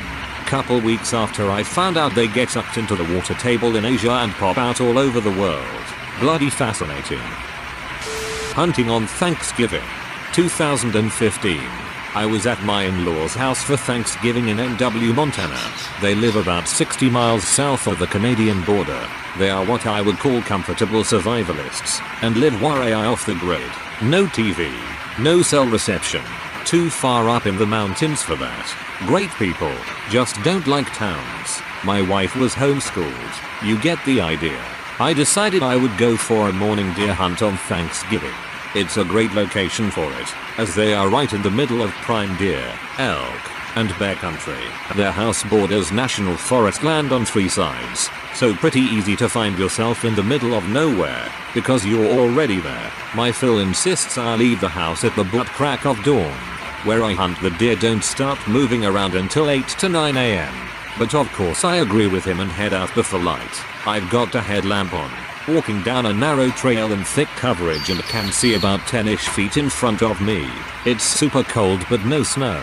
Dark as heck. 20 miles from the nearest town. Phil says before I left that about 20-25 minutes hike you'll come to a small curved valley that is a newly finished logging project. Perfect area for deer hunting as there is minimal coverage and you can see about a mile down the valley. The trail meets up with a rugged logging road. As I keep walking I can start to see large slash piles from this logging project all over the place. I find a good spot over this little valley to sit and listen. As I'm sitting there and it's getting light, I'm looking all around me for deer. To my right about 200 yards away there is a slash pile with something moving on all around it. I pull out my little binus and look. There is a deer with its legs in the air, covered in dirt and blood. I start to feel the hair on my neck straighten out. The deer disappears inside the pile of branches and then I see a mountain lion come out from the pile, nose red with blood. He scrapes all around the area for a few minutes. I'm guessing he smelled or sensed me, because he was walking around in little circles and looking up in the air. I didn't know what the heck to do. I kind of panicked because they are very territorial and will definitely attack people. So me being the cool guy I am, fired my gun in the air and walked back to my in-laws' place in circles. I did see the lion run off, but still, that was the scariest walk I've ever been on. And of course played it cool when I got back. Told my wife what happened that night. We were out hunting with a group of guys. We were all about 100 yards from each other. The sun had set and darkness was quickly setting in. We called it a night and I started getting down out of the tree when I heard a twig snap. I froze thinking it was a deer and not wanting to scare it. After sitting for a few minutes this blood-curdling howl comes from where the twig snapped. We don't live in an area with wolves, like at all. We have coyotes, but they don't make the same sound. My phone started blowing up with the other guys asking if I'd heard it. Yep, it's nearly under my tree. It was so loud I could feel it in my chest. After about a half hour of silence I gathered all of my bravery. I bailed out of the tree, armed with the knife, and made my way to the group. We never saw it or heard it after that. It was one singular howl in an area that doesn't have wolves. On an island we've hunted for 10 years and never had anything like that happen. Still haven't quite figured out where it came from or what exactly it was. I still get goosebumps thinking about it. I do environmental work and had to get access to go through this one landowner's cattle farm. Apparently he bought sick cattle on the cheap and if they lived he sold them. If not he would pile their carcasses in a waterlogged pit way in back of his property. I came across it by accident and saw several wild boar and coyotes run out from the pile. The smell was one of the most foul things I've ever come across. Oh yeah, the old offal pit. Anyone that's been around farms knows about those horrible places. I work on a research vessel and in the North Atlantic around 2011 we saw some extremely bright object fly into the water. Not fall, but with a trajectory and no sound.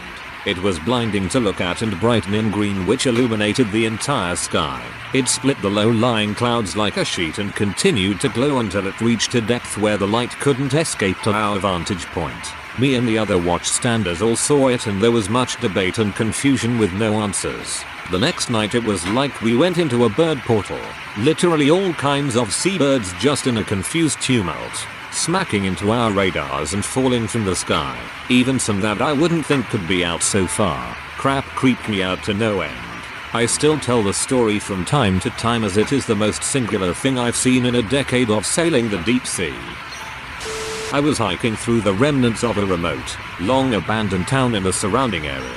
To get to as far into the woods as I was, you had to cross fallen trees over a creek 3 times. I had just crossed the 3rd bridge and was about 5 miles in and something blue caught my eye just ahead of me. There was a man, in his 60s at least, wearing blue satin pajamas, sitting in a tree.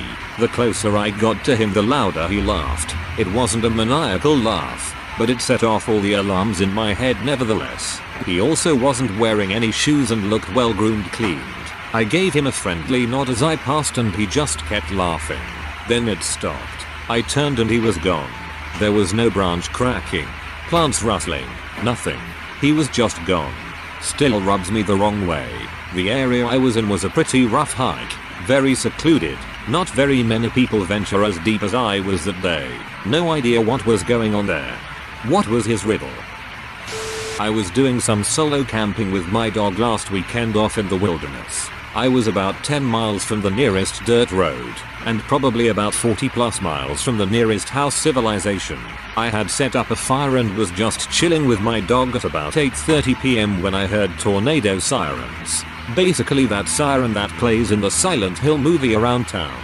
It was pretty loud too, and I was on edge for the rest of the night. It sounded a few more times throughout the night. It's eerie to be totally surrounded by the calming noises of nature and then hear that, especially when I am in an area that hasn't had any sort of tornado or severe natural disaster in a few decades. After returning, I did some research and I can't find anything about any warning sirens being in place in that area, nor could I find the source of the sound. I single-handed a boat from Mexico to North Florida. A few days into the trip, horrible weather, broken stuff and too many big ships around resulted in 54 hours without sleep. During the last part of that period, a high school girlfriend, a former co-worker and I had a long conversation. Except they weren't there and I hadn't seen them in 15 years.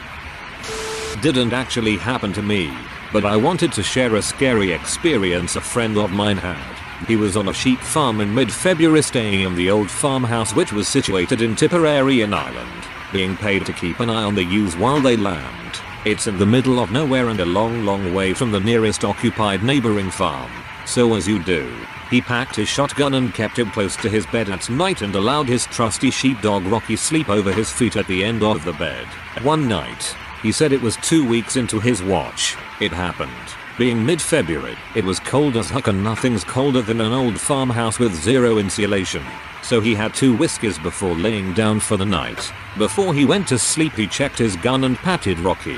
In the middle of the night, he said it was close to 3 a.m. he was woken by a strange animal cry, one which scared him bolt upright. Then there was a massive explosion and the window was burst out by a dark shadowy figure. He got such a fright he shat the bed there and then, hugging the blankets to keep himself safe. He later realized that the cry outside was a stag calling for a mate. The explosion was caused by him knocking the shotgun over and it going off, and the window exploding out was Rocky, who was scared shitless of guns to start with. When it went off the poor sucker jumped through the window.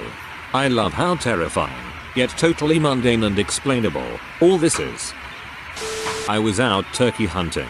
We had started hiking at night, and had found our spots at about 4 a.m. I was roughly a quarter mile away from my hunting partner, shouting distance. It was pitch black, and we were trying to keep our lights off. I kept hearing human footsteps, coming from almost random directions. After getting sufficiently uncomfortable, I heard a voice that sounded like it was maybe 10 feet behind me. Hey, lawless syntax. In my hunting partner's voice, I smelled the smell of coffee and Marlboro Reds. I replied sup but got no response. I flicked my lighter but didn't see anyone in the area. After saying that a couple times, I shouted for my hunting partner. He called back from what sounded like a quarter mile away. It started raining in the distance and heat lightning would occasionally illuminate the field. I saw a tree that looked like a human figure. After a few moments it wasn't there. More footsteps around me. After a while when the sun just started to faintly show, I decided to take a break and was getting a bit creeped out. So I walked the quarter mile to my hunting partner's tree stand to ask him what he wanted. He said that he hadn't left his spot and didn't walk up to me at any time in the morning. I've heard plenty of ghost stories about not replying to a voice that calls your name in the woods. Owl cruising through the trees silently at about 6-8 feet of altitude. I can see where that totally silent phenomenon would get mixed up with a ghost in your peripheral vision. Not that I spend a lot of time in seclusion, but one time many moons ago, an ex-girlfriend and I went camping at a spot that was halfway down a cliff. Not as dangerous as it sounds. It was kind of a secret spot that I know of and it doesn't get used a lot. The first night we were there I heard some noises outside the tent and a bit of rustling on the tent, but she was asleep when it happened and, in all honesty, I was too scared to investigate. I just laid there until I fell asleep. Neither of us were dead in the morning so I thought nothing of it, until we came out of the tent and found a semicircle of about 10 rocks around the back of our tent. We didn't stay another night. seeing what was left of a man lost at sea. We were too far offshore to report it to any governing body, and what would they have done anyway? Just a bloated and sunburned torso bobbing on an endless horizon, entrails dragging behind like jellyfish tentacles, and fish hanging out underneath, nibbling. For me, the creepiest part was that there was no mystery. We all knew what happened, more or less, and we all knew we could be that guy. I hunt a lot. My father has property in South Texas and I love going out there alone to spend a weekend and hunt. One weekend it was like mid-November and pretty chilly out. I decided I would head to my blind around late afternoon and stay there through the night. When I arrived to the blind I hadn't seen any animals on the way at all, and we are talking a good 2 miles of walking and not seeing any birds or rabbits or anything. I didn't think anything of it since it was winter of course, but you still see some birds. As I arrived to the blind I was setting everything up and pulled out this bottle of urine to try and lure a buck with. The moment I opened it I started hearing movement on this ridge back behind the blind and kept trying to look out the small windows and see if I could see anything. All of a sudden this loud thud hit the side of the blind. I jumped and thought maybe a deer had fallen off the ridge and hit the blind. I couldn't see anything, so I opened the door and saw a huge rock and a nice dent in the side of the blind. Someone or something threw this rock, which had to have weighed close to 30 pounds. I grabbed my rifle and said frick this most likely out loud, threw open the blind door, jumped the 6 or 7 feet to the ground and started running back to camp. Nothing else happened other than the fact that that night I didn't hear any coyotes yelping and howling at all, which you always hear out there. I got in my truck and left the next morning because I didn't feel like getting stabbed by some junkie or attacked by no Bigfoot. Have only gone out there a few times over the last couple of years and never had another incident. Don't go often due to wild hogs infesting the area. Sorry for it being a jumbled mess, I am at work on my phone. It sounds like you were attacked by a wild trebuchet. A rare sighting indeed. Knew a guy that spent virtually his entire adult life homeless. Used to wander around all over the country and spent more than his fair share of nights sleeping in the woods with another homeless man he befriended while out in the streets. One morning he set off into town early to fetch booze and cigarettes while things were still quiet and not many people were around. His buddy stayed behind in their particular spot of the forest sleeping. These guys weren't too keen on being disturbed, so they typically went fairly deep into the woods. A good 2 or so hours walk from town. It took him a good 4 hours to get to town. Buy his stuff from the offie, then lug it back to the spot where his friend was. When he finally returned he found his friend burnt alive inside his charred sleeping bag. In the 4-hour window that he left to get booze, his friend was attacked while he slept in his sleeping bag and was set aflame by someone in the middle of the woods. Not me, but my dad. My dad was stationed in Germany in the 80s in the US Army, and every 10 years or so they would do what's called a winter reforger, which was basically a giant game of war where 2 sides competed against each other. And my dad happened to be there during one. Him and a buddy operated a tank, but due to some complication, they needed reinforcements, so they had to stay put and wait. They got bored and walked to a small nearby town to get a bottle of applecorn, a type of alcohol. As they walked into town they saw a young boy riding a bicycle. They stopped him and asked him the nearest place to get a bottle, and he gave them directions. As they were following his directions they saw a bar with a bunch of people in it. But for some reason the kid didn't mention it, but they went in anyway. As soon as they walked in, everyone stopped doing whatever they were doing and stared at my dad and his buddy. Literally everyone, including the waitresses. After about 5 seconds everyone simultaneously started acting normal again, like nothing ever happened. A little creeped out, they asked to buy a bottle of applecorn. However, they refused to sell one to him, instead giving them both free shots of it. After this they kept insisting that they sit down to eat. They were passing around giant bowls of food and everyone would take some from the bowl and pass it to someone else. But my dad didn't want any food, they just wanted to buy a bottle of applecorn. But they kept refusing, only offering shots and food. Finally they got tired of it and left. As they were walking around looking for somewhere else to get the applecorn, they passed the young boy again and asked him about the bar and why they refused to sell them the applecorn. The boy turns pale and stammers, "You went to that place," and immediately cycles away as fast as he possibly can. My dad and his buddy look at each other like what the frick. Curious, they walk back to the bar to check it again. But when they get there, the bar is completely empty and the lights are off. They stare inside through the glass and the chairs are all upside down on the table with cobwebs everywhere. And the shelves behind the bar are completely empty and not longer stocked with alcohol. And they checked around the whole area to make sure it was the same area. And sure enough, it was the same bar where only minutes before had been crowded with people. They then found another bar and bought some apple corn and quickly got the frick out of there. To this day my dad and his buddy swear on it and say it's the creepiest thing they've ever witnessed. Experience the creepiest thing that they've ever witnessed. Process to find another bar. Buy the apple corn. Then get the frick out of there. Actually my heroes.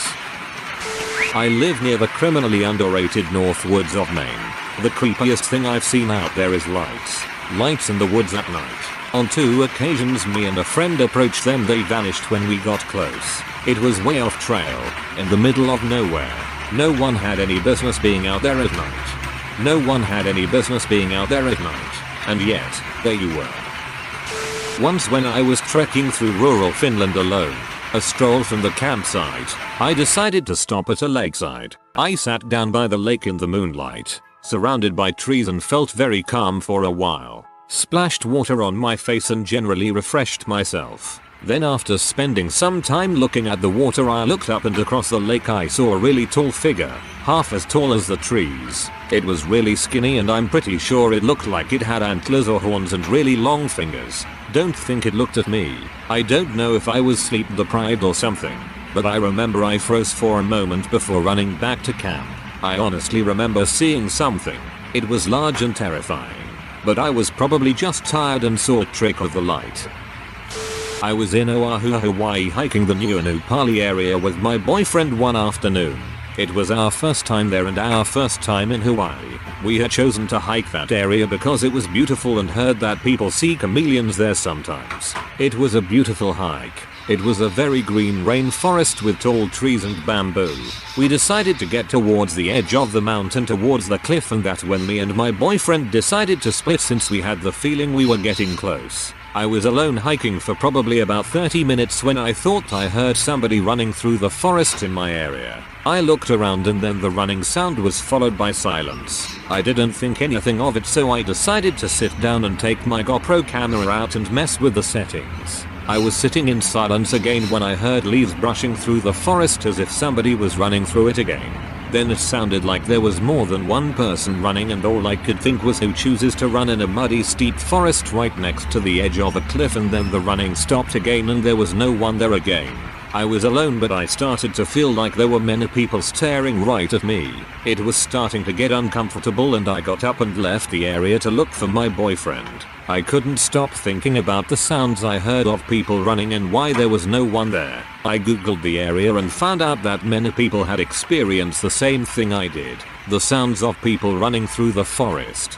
People believe they are the sounds of soldiers running through the forest before they fell off the cliff to their death in a battle that took place there in the late 1700s. I thought I was going crazy, but googling that place gave me chills.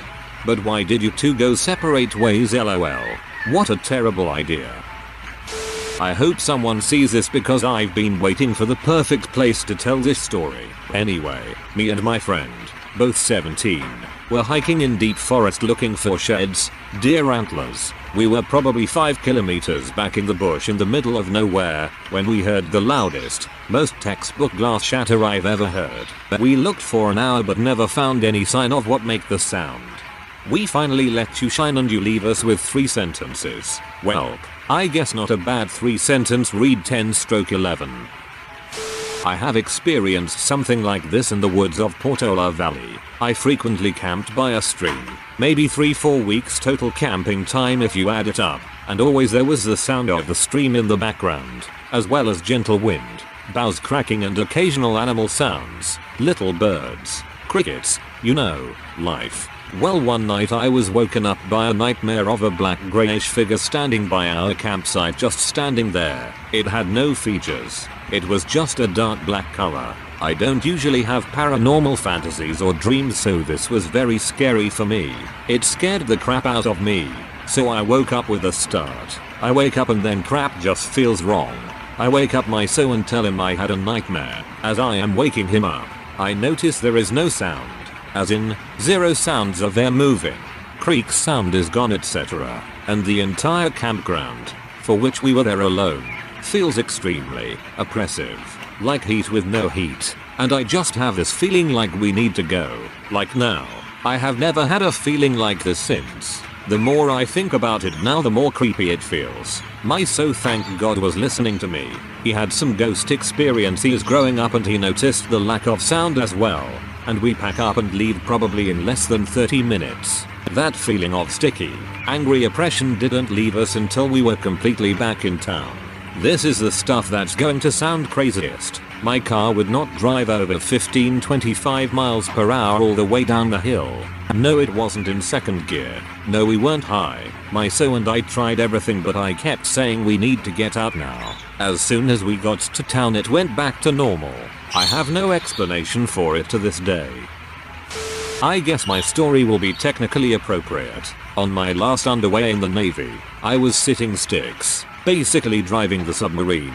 A couple weeks after we left Hawaii, everything is going smooth, and then sonar reports a contact. Turns out it was a Chinese fast attack submarine. Ended up following us for the better part of a day. Now, being in a hollow steel tube and understanding that at any moment you could turn into a mud dot is one thing. But that was a whole new level of stressful, especially considering we were much closer to Hawaii than Japan. My grandpa's story. He was an avid hunter, having thoroughbred coon dogs that won dozens of trophies each at dog shows. One day, he was out coon hunting through some woods on property that butted up to his house. As he walked across the cornfield coming closer to the tree line, he noticed something in the tree. He got closer and realized it was a freaking snowmobile, just hanging in the tree. He told me his first thought was, what kind of hillbilly mother? Anyways, he had a gun and 3 vicious butt dogs, so he wasn't too worried. He kept on walking and he came across an open-ended barn. No gables either side, in the middle of the woods. He said he walked through the barn and there were platforms on both sides of the barn, like stages, along with a bunch of neon painting throughout the entire structure. He then realized he had walked onto a haunted harried property in its off-season. Lived in the mountains and desert alone for 5 years in a camper. I found a very remote place, no trails or roads, that emitted a low frequency hum, so permeating that plugging my ears still didn't make it go away. It sounded like a B-52 flying right over my head, but nothing was ever there. I went back there a handful of times looking for gold and always the sound was there, about half a square mile of area. This won't sound like the spookiest story, but I experienced something really weird twice. This happened was when I went to visit very old church ruins in the forest. The place is kinda spooky itself. The trees are just huge, small trees are crooked, many oaks and moss everywhere because sun rarely reaches ground. You get it. Typical very scary forest, but you don't get bad vibes or anything. So I started walking near ruins and went down the steep road. After a while I realized that everything went silent. No wind, no sounds of birds, nothing. It was so eerie and weird. I wasn't afraid but felt like I shouldn't have been there. Still kept going and the sense was getting more and more intense until I finally stopped and stared one big half-dead tree in front of me and couldn't get my eyes off it. I felt hypnotized, like I was in awe with surroundings. When I could finally move I ran away back to the place. I haven't seen anything but I remember the weird feeling and silence. It wasn't a sense of dread, but I felt like I wasn't welcome and I needed to leave as soon as possible. No, you are not too late. No, your post will not be buried. Yes, your post will be read. With threads like these, those of us who love them will read each and every single story, even if the thread is years old. Just tell us your story. No need to preface or worry. Rural Maryland. Was walking around 11 p.m. with a friend through some fields, flying my drone, camping to get some videos at dawn. I am sitting there calibrating the drone to do a little circle when my friend taps me on the shoulder and points to the southern end of the field. Something huge, at least 9 feet, was walking toward us. Slowly though, it was parallelizing. All my life I'd always been terrified of encountering some kind of weird cryptid crap or paranormal stuff. I can assure you, it was no bear, it was no man. It was tall, skinny, and moving. And we got the frick out of there. I think this is the 4th story I've come across in this thread now involving this 9-foot thing, whatever it is. I was on a sub once with a couple of guys, and a couple days, maybe a week into the journey, a boot appeared on a table. It didn't belong to anyone with us and wasn't put there by us. I spend a lot of my time hunting and fishing, so naturally I'm outside a lot. I was fishing the other night with my friend on his boat and I legitimately saw UFO. I'm not saying it was aliens, but there was a floating orange orb in the sky which moved unnaturally fast, and it did not have the shape of anything I have ever seen before. It made me a little uneasy the rest of the night. I used to see something similar all the time when I was a kid. At my parents' farm you'd see orange orbs coming from the southwest. They'd move fast and perform crazy stunts, sharp turns, loops etc. until they flew away to the knee. The house I was raised in had a gravel back patio. It was meant to be flagged but never got done, so was just loose gravel. Every morning my dad would go out and empty the bins. They were under my bedroom window. I sleep with my window open, so would always hear my dad's footsteps on the gravel before hearing him empty the bins. Late one night I was playing on my PlayStation. I think it is Medal of Honor game. I had the volume turned right down for the sake of waking my family and the lights off. I was sitting there concentrating on the game when I heard the exact sound of someone walking across our gravel right under my window. I know the exact sound and I froze as soon as I heard it. I knew it meant someone was walking on our property. I was about 16 years old and was scared out my mind but didn't want to be a wuss. I remember pausing for a few seconds, then jumping up and turning on all the lights as I sprinted downstairs. I hit as many light switches as I could as I ran to the kitchen. Rear room facing back patio, directly under my bedroom. I turned on the lights for the backyard, which were 2 strong floodlights. I stood face up against the glass and glared out the window looking for any movement. I was there for a good 5 minutes checking for any movement. Eventually I calmed down a bit and figured it must have been nothing. When I got back to my room I turned the last of the lights off and was just about to unpause my game when I heard the exact same footsteps but much faster heading straight back out. Whoever was there must have been hiding directly under the kitchen window I was staring out of the entire time. Freaked me the frick out. I didn't sleep a wink. Similar story from same house. Few years later when I was studying I would sneak out late at night for smoke breaks during assignments. My parents didn't know I smoked, so I would be dead quiet and wouldn't make any noise as I snuck out for a smoke. One night I was standing there having a cigarette when I heard someone walking down our side alley. I freaked out thinking it would be a neighbor and hopped into the shadow of our patio doors which protruded from the kitchen. As I stood there I watching the shadow of a figure emerge from my neighbor's side passage that is parallel with ours. I realized real quick it was not the silhouette of my neighbor and curiously stepped out of the shadow.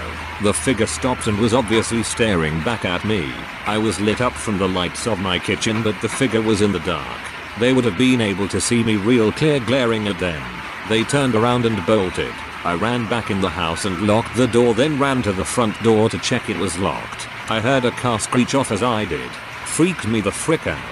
If you want to see out windows at night, keep the indoor lights off and just turn on exterior lights. Whoever is out there won't be able to see you, but you will be able to see them.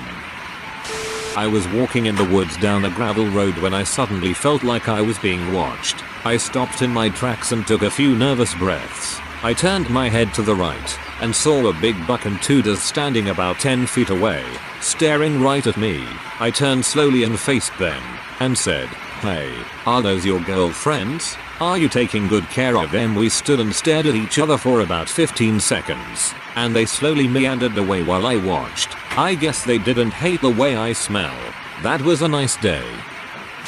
In non-rural relative seclusion, I used to work at this large movie theater with 16 screens. I loved being the closing usher, where the last 2.5 hours of my shift when all the work was done and I would just be walking around killing time before the last show got out and I could leave. Once everyone had left, I had to patrol and make sure no homeless people were hiding in any of the auditoriums or restrooms. It happens infrequently. Walking around in an empty theater, I was used to the creaks and noises of such a large structure that never raised an eyebrow. However, every once in a while as I approached the bathrooms, I would realize that the motion sensor faucets were running. I would notice this about 10 feet away from the entrance to the restroom. Without fail, as I would approach the entrance, the faucet would stop running. There weren't any doors to the restrooms. They were designed so that there were walls and turns that blocked someone walking by from seeing into the restroom. There was no way that me beginning to enter the restroom would be picked up by the faucet, yet it consistently stopped as I entered. The restroom was always empty. Not really as spooky or interesting as some of these posts, but it's a mystery that I've never been able to explain. I haven't seen anything particularly creepy at sea, but there is something so unsettling about a really calm night. I'm talking zero wind, coming up on deck and seeing absolutely nothing but pitch black. You feel like you are literally in a black hole. It is incredibly surreal and hard to describe. It kind of feels like you're floating in a black abyss of space. The only thing you know is that your feet are on something solid, but other than that, really weird feeling. I spent 2.5 weeks backpacking in Olympic National Park. The weirdness happened about a week in. I say about because the memory and the timetable of events is a bit fuzzy. I remember that I had gone bushwhacking the day before. This game trail I'd been following started to widen a little, and by midday of the second day I reached an abandoned cabin. It had obviously been neglected for a long time. The roof was covered in moss and the wooden walls seemed to be suffering from rot. Some weather seemed like it was going to move into the area, so I thought I'd take a break inside. It had a musty smell like wet stone, damp crawl space, and rotting wood. Despite the smell, the cabin was quite spacious inside. Incredibly so. Actually, there were 2 rooms, I remember, and a third door that went down a long, gently sloping stone tunnel that led down into what I assumed was a cellar. Looking back, I don't see how such a feature wouldn't have been visible from the outside. But there it was. I turned on a flashlight and started walking down. It went on for an impossibly long distance. I had gone about 100 yards, and my flashlight beam just faded into darkness when I shone it down the path ahead. This was not a cellar. There was a stifling, claustrophobic silence that seemed to press down on me the further I went. The darkness was disorienting, and I felt almost intoxicated. I'd probably stumbled on a pocket of poorly oxygenated air. Whatever it was, I'm glad I had enough sense left to note the frick out of there pretty quickly. Here's the strange thing, though. I know I couldn't have gone more than 100 or 200 yards down that tunnel. I wasn't inside the cabin for even an hour, but by the time I got out of it was morning. I had spent the better part of a day inside. Needless to say, I backtracked and got the frick out of there. One night while flying a single-engine aircraft, I saw St. Elmo's fire on the prop tips, precipitation static discharge, a sort of dim circular glow. I was solo backpacking in southern Ohio. I had stopped for a rest around 10 AM and I saw a weird shape a bit off trail. I walked over and it was a very basic shelter. Stick walls, a tarp roof, unopened cans of food, cloths, and a bed. The weird part was I was at least 20 miles from anywhere people might be, and about 10 miles to the nearest road. It looked freshly lived in, so I moved on. I still can't help wondering who might have set that up and was living there so far from anything. What's the scariest, creepiest, or most disturbing thing that's ever happened in your house? I was gonna write a big long paragraph for this, but it's not necessary. When I was about 11 or so, someone that rented out our basement attempted suicide. She slit her wrists with a razor. Needless to say, it haunted that house forever for my 11-year-old self. P.S. I'm a long-time lurker. Go easy on me. My old TV used to turn itself on randomly. One time it decided to do this at 2 AM. 3 days after I watched the Japanese film Ring. At first I was like, FFS, it's turned on again. Then, I stared at the ceiling for about 10 minutes before I had the balls to look at the screen. I used to live in a 110-year-old Victorian house in San Jose with a few buddies of mine. We'd hear stories from contractors that were preparing the house for renters after the old lady had gone senile and been transferred to a nursing home. Things like footsteps upstairs when no one was home and the electrician was in the basement, hollow noises where noises shouldn't come from, etc. Well, about 3 months after we moved in, we would be startled by apparent heavy footsteps coming up the wooden stairs from the street. Thinking it was one of our roommates coming home early, we would always open the door to greet him. There was never anyone there. I can't stress that enough. Yet, the best would come almost 1.5 years later. I was splitting the front room with my friend in late one night. Probably 3:30 am if I recall correctly. I awoke to the right side of my futon depressing in upon itself and the wooden part of the futon creaking very loudly as if some extreme weight had been set on it. This was compounded by the fact that my whole left side of the futon I had been sleeping on lifted in the air by about 6 inches. Yep, it was dead quiet and all the hairs on my body went up as the air got noticeably colder. I was sleeping toward the wall and for 2 very long minutes I tried to get myself to face whatever it was that was causing my whole freaking bed to raise up. Let me tell you this. To even get that futon to creak you would have to jump up and down on it with significant weight. Just the way it was creaking sounded like 300 pounds were being focused on one joint. Yep, whatever it was dissipated into thin air as my bed slowly went back down again. I woke up to a freaking deep depression on my right side of the futon, something that I also can't stress enough would take lots of weight to do, as it was a very firm futon mattress. It gets better. My roommate was awake the whole time and heard the exact same thing I did at the same time I told him it happened at. He never opened his eyes either as he thought it was just me shifting the bed around or whatever. After this, it never happened again. But I could totally tell it was something in the house finally trying to connect with us. And it took all the energy it could in the room to get the point across. Even when I see the house today, it still freaks me out. My parents had just recently purchased an old Victorian house that was conveniently located near an Indian reservation and an abandoned mental institution. Of course something bizarre was bound to happen.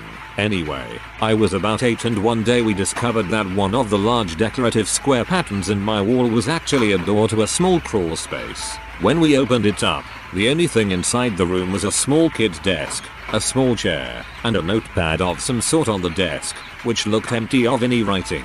Maximum creepy. Needless to say we sealed that thing up tight. However, that night I woke up from a cold breeze coming from somewhere in the room and saw that the stinking crawl space door was wide friggin' open. I got up and just ran to my brother's room to sleep. That morning we went back to seal the room again and saw that the little pad of paper was opened up. We thumbed through it more accurately this time and found just 2 pages on it where it was written with pencil, "Mommy, I don't like it here. WTF. Thank God I'm reading these stories in a library full of people. Great, now I'm not going to sleep tonight. I hate ghost stories and, being a natural skeptic, I read stories like these and immediately think they are bulls, but that is just my built-in defense mechanism. That said, I never wanted to believe in the existence of such a thing until I had my own experience. An old girlfriend of mine and I went to visit some friends who had recently purchased a new home in Chicago. It was one of your typical Chicago-style bungalow homes. So the guy is showing me around the house and everything is pretty standard fare until he says, "Let's go check out the wine cellar." "You have a wine cellar? Sweet." So we go into one of the bedrooms and in the closet there is this small half-sized door with locks on it to lock it in a manner so nothing that is downstairs can come up into the house. We open the door and it leads down into a full-sized basement. At first I thought it was really cool and then I started to ask why the only way into the basement was through this weird door in the closet. My friend had no clue, but he didn't think anything of it. I recall feeling kind of strange and uncomfortable down there. Later on that evening we all went out for dinner and drinks and returned to the house to catch some sleep. They had 2 couches that my girlfriend and I were to sleep on. Now, it's not uncommon that when I am sleeping somewhere for the first time I have a difficult time falling to sleep, so I am lying there on the couch just staring at the ceiling and listening to my friends busily moving around the back of the house, or so I thought. After lying there for what seemed like a couple of hours, listening to all these back and forth footsteps and the sounds of door opening and closing, I decided to get up and go see why our friends were still awake. When I got to their bedroom door I realized that everyone was very much asleep. At first I was a bit freaked out, so I went back to my couch, pulled the blanket up to my chin and just laid there with my eyes wide open. More noises. By the time I heard the doorknob of the front door turning, which was only a few feet away from where I was lying, I literally just started laughing. I had no idea what else to do. I wasn't scared. I was just kind of blown away by how surreal it all was. Finally I drifted off to sleep. The next morning I woke up very groggy and my girlfriend was already up sitting on the couch across from me. As soon as her friend walked into the room, the first thing she said was, "Dude, your house is totally haunted." I couldn't believe it, but the whole time she was hearing the same thing as I. When we tried to talk to our friends about it at breakfast, they absolutely refused to discuss it. That was the last time we stayed there. My friend's house is haunted. I normally don't buy people's balls ghost stories, but his entire family, and anybody that stays in the house a few nights, would agree that weird crap went on in that house. There are dozens of stories, but I'll tell mine. One night I showed up to my friend's house for a party. I was about 18 or 19 at the time. Everybody was in the basement getting drunk, and as I walked to the basement door to go down there, I passed the bathroom. The light was on. The door was closed, and I heard 3 or 4 female voices inside the bathroom. Awesome. I thought, there are girls at this party. I hope they're hot. I stopped to listen to them for a minute. I was trying to figure out if I knew their voices or not. I could actually hear what they were saying. They were talking and laughing. I listened for about a minute. I then went downstairs and started drinking. About 20 minutes passed and I asked my friend where the girls were that were upstairs, and everybody, there were 5 or 6 guys there at this point. It was early. Just stopped and stared at me. There were no girls in the house, and the night before my friend had been woken up by girls' voices coming from that bathroom. Everybody else was thrown because my friend had told them about it before I got there. We went upstairs to check the bathroom. The door was open and the light was still on. The water was also running. What kills me is I actually heard what they were saying, but I don't remember it because it didn't seem important. I freaking heard ghosts having a conversation and I don't remember it. Lame. One time I was home alone when I was younger and for some reason just assumed my dad was home. I heard his computer chair upstairs moving a couple of times and didn't think much of it. You should have seen my face when he walked in the house and said he had worked late. Not my own house, but there was one time I was sleeping on the downstairs couch in my girlfriend's dad's house. All the lights were off and there were no windows. It was pitch dark. I woke up sometime during the night and I heard what sounded like heavy breathing right behind me. I immediately began sweating and silently freaking out, but I refused to move for fear of setting off whatever was behind me. I must have laid there for a half hour listening to the breathing before I eventually dozed off. I don't remember falling back asleep, but the next thing I know, it is morning and some light managed to illuminate part of the room. I go upstairs and ask if anyone had gone downstairs during the night, but no one had. I probably just dreamed the whole thing, but my heart rate increases every time I think about it. I live out in a rural area. My bedroom has one of those sliding glass doors that's just one big sheet of glass with a frame. One night, a couple months back, I was chilling in my room around midnight and noticed something outside through the corner of my eye. Now, I see plenty of wildlife around the place. Raccoons, foxes, squirrels, deer, skunks, and more. I'd seen a fox outside my door not long before, so I figured it was a fox again. I saw the tip of the tail and started thinking of the fox. Then I followed the tail to the body. That body was too large to be a fox. Then I followed the body to the head, and the head turned and looked at me. Jesus Christ, it was a mountain lion. As I held back the urge to pee myself, it just turned and walked the frick off. A baby cried all night long. There was no baby in the house. The baby's crying could only be heard in one room where there definitely was no baby. The baby has never again been heard from.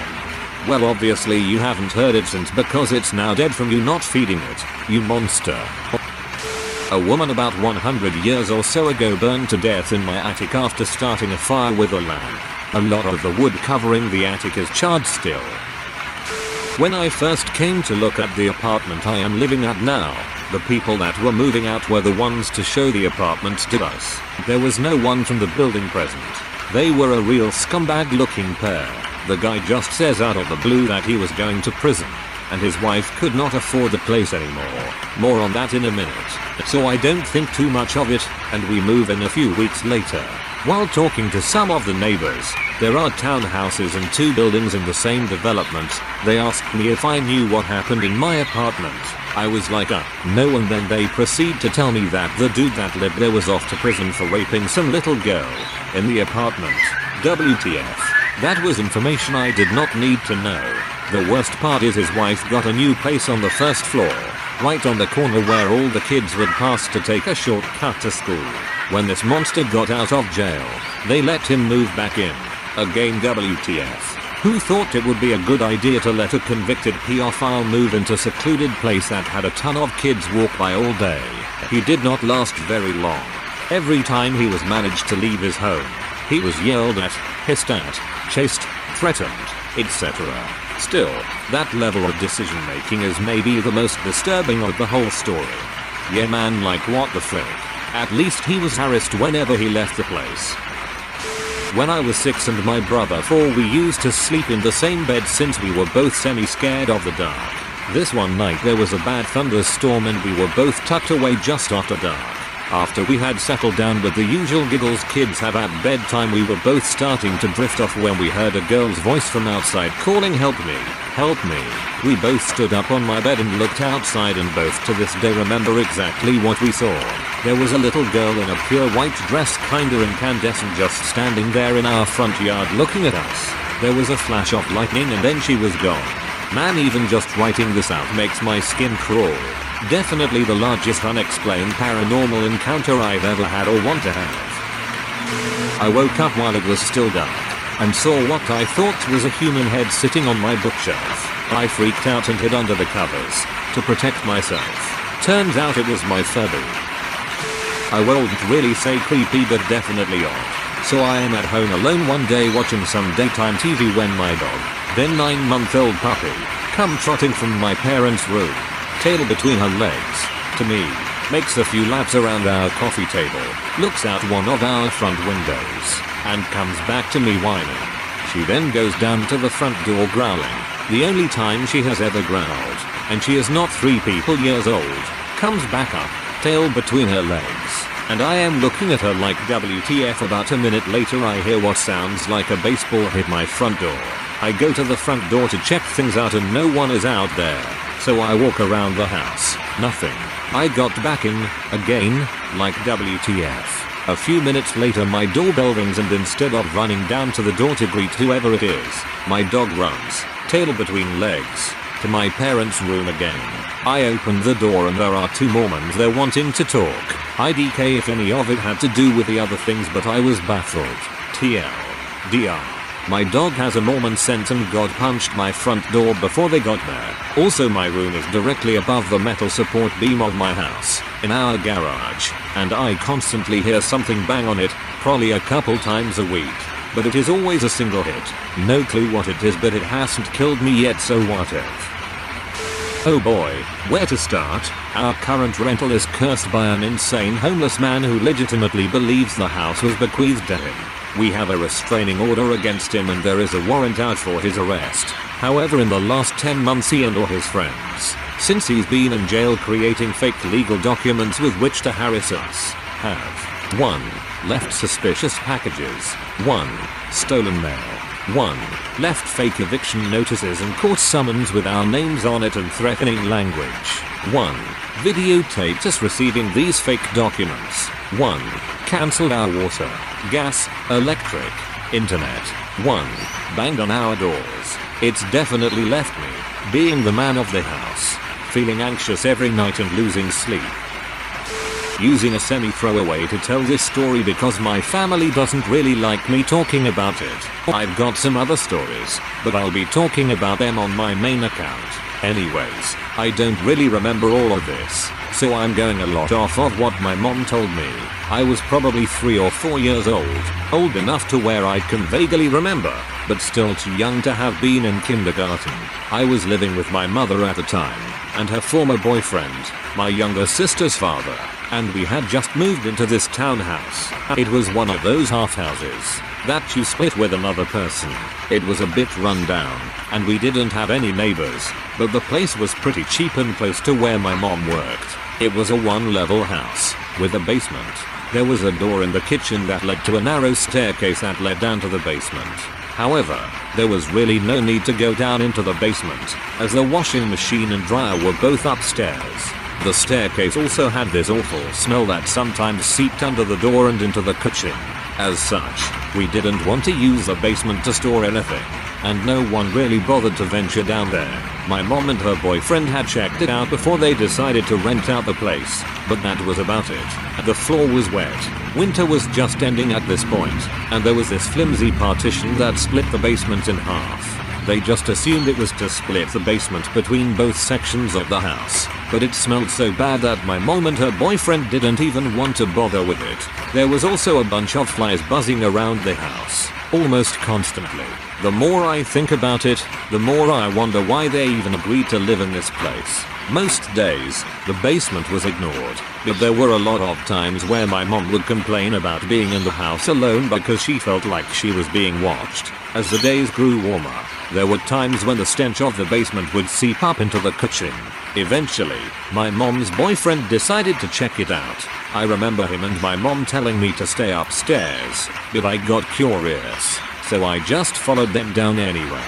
I remember standing on the last step above the basement floor, while my mom's boyfriend worked to knock down part of the wall that split the basement in half. It took him some effort, but it came down pretty easily. From what I remember, it was essentially wood and duct tape or something along those lines. On the other side was a bunch of rotting dog carcasses. Well, by that point, they were almost completely rotten, and a ton of flies buzzing around. I don't really remember what happened, other than my mom called the landlord and we ended up staying at my grandma's house until we found another place to live. As far as I know, the house burned up in a fire a few years back. TLDR. Found a bunch of rotting dogs in the basement. We were looking to buy a new house and our realtor was taking us to some showings. We went to one house where the previous occupants had already moved out. There were some cleaning supplies, but it was mostly empty. We go down to the basement, which was finished with a bedroom and a bathroom off to the side. Only the light from the staircase was working, so we kind of poked our way around in the shadows. The realtor goes in the bedroom and turns to look in the closet. She throws her phone, papers, and keys into the air and just starts shrieking over and over, then runs upstairs shrieking the whole time. So I'm left with the decision. Do I even want to see what's in the closet, or should I grab my wife and bolt upstairs? I sent my wife upstairs, get in my best karate pose and peek around the corner of the closet. I jumped backwards and gasped and my eyes focused a little better. There's a goddamn tiger in the closet. A life-sized stuffed taxidermy tiger with its mouth wide open. It scared me and I knew I should be expecting something scary when I peeked in the closet. My brother and I were playing some Mario Party and I kept seeing something white blurry walk by the door in the hallway, and then I said loudly and clearly, if there is some spirit here, make this N64 stop working. Nothing happens. 10 minutes later the TV makes a god-awful sound and then the game froze. Freaked out and the game won't turn on for 2 days after. He probably took so long because he was trying to find a younger ghost to tell him WTF an N64 is. My parents used to have this truck that I used to borrow when I was around 16 to drive to work. Sometimes when I got home, I would park and turn off the headlights, pull the key out, and then shuffle around on the seat next to me to get my stuff. It was then that I heard a faint kneeing sound. It was almost like a baby crying, but very faint. It made the hairs on the back of my neck stand on end, and I bolted out of the truck. This happened 2 or 3 times until one night I decided to sit there and track down the source of the sound. It turns out that after I pulled the key out, I would unhook my seatbelt. The seatbelt retractor spring would slowly wind the belt back up, and since it was old it made the weird squeaky sound. TLDR. I thought my seatbelt was a dead baby. Guy who lived here before me shot himself dead about 3 meters from where I sit now. I needed a place to stay, so I figure when the doors open on their own, we make a light joke out of it. I was driving with my friend about a half mile from my house last summer. It was nighttime, and coming around a curve in the road I noticed a figure in my headlights. I slowed down and it was a person crossing the road, except the person looked like he was wearing several ghillie suits. Those leafy suits that snipers wear that make them look like part of the vegetation. And he was moving slowly. At this point we both were speechless, watching this thing cross the road. Once it got to the other side it dropped to the ground as if it did not want to be seen. It wasn't a Bigfoot or anything like that, but it was even creepier since this was a suburban neighborhood surrounded by woodland. If it was some random dude in a suit, WTF was he doing walking around at night? Needless to say, I was freaked out for a while since that was so close to my house. When I was in high school, our basement was half finished so that I had a computer room. The house itself was tiny, so having this bit of space helped me get some work done without being distracted by anything. A lot of late night studying and writing essays wasting time on the internet went down in that room. My mom's bedroom was right above where the computer was. One spring, I started hearing these buzzing sounds off and on, and I learned to ignore them until one day they got really loud. I woke up a few nights with welts on my skin that were painful and looked a little like hives. Eventually, I traced the sound to a part of the basement wall next to the couch and banged on the wall. Nothing happened. The next night, I'm working and I start to hear the buzzing again, only this time a handful of massive yellow jackets fly out of the duct vent above my head. I freak out and tell my mom, who flat out tells me I'm imagining things. She's allergic to bees jackets and I'm pretty sure it was her in denial. A few days later, my mom and I came home from school work and the house is filled with yellow jackets. They're everywhere. She finally admitted we had a problem and called an exterminator, and it turns out we had an entire colony living in a foundation crack. TLDR. My house was infested by yellow jackets and my mom didn't believe me until they swarmed the entire house. I was staying up really late one night while the wife and kids are asleep. Finally around 3:30 am, I head up the basement stairs. Only the light at the top of the stairwell is on. As soon as I reach the top of the stairs, I look up and see out the glass of my side door a man standing about 6 inches away from the outside of the door, maybe 3 feet from me, just standing there motionless and staring at me with a completely blank expression. I screamed and almost fell down the stairs. He didn't move at all. It wasn't until I yelled that I was calling 911 and getting my shotgun that he turned and slowly walked off into the darkness. Horrifying. Dang it, so freaked out by this thread and just happened to be reading it at a time when, for some reason, I decided to sit here alone in my basement apartment with all the lights off except for my one desk lamp.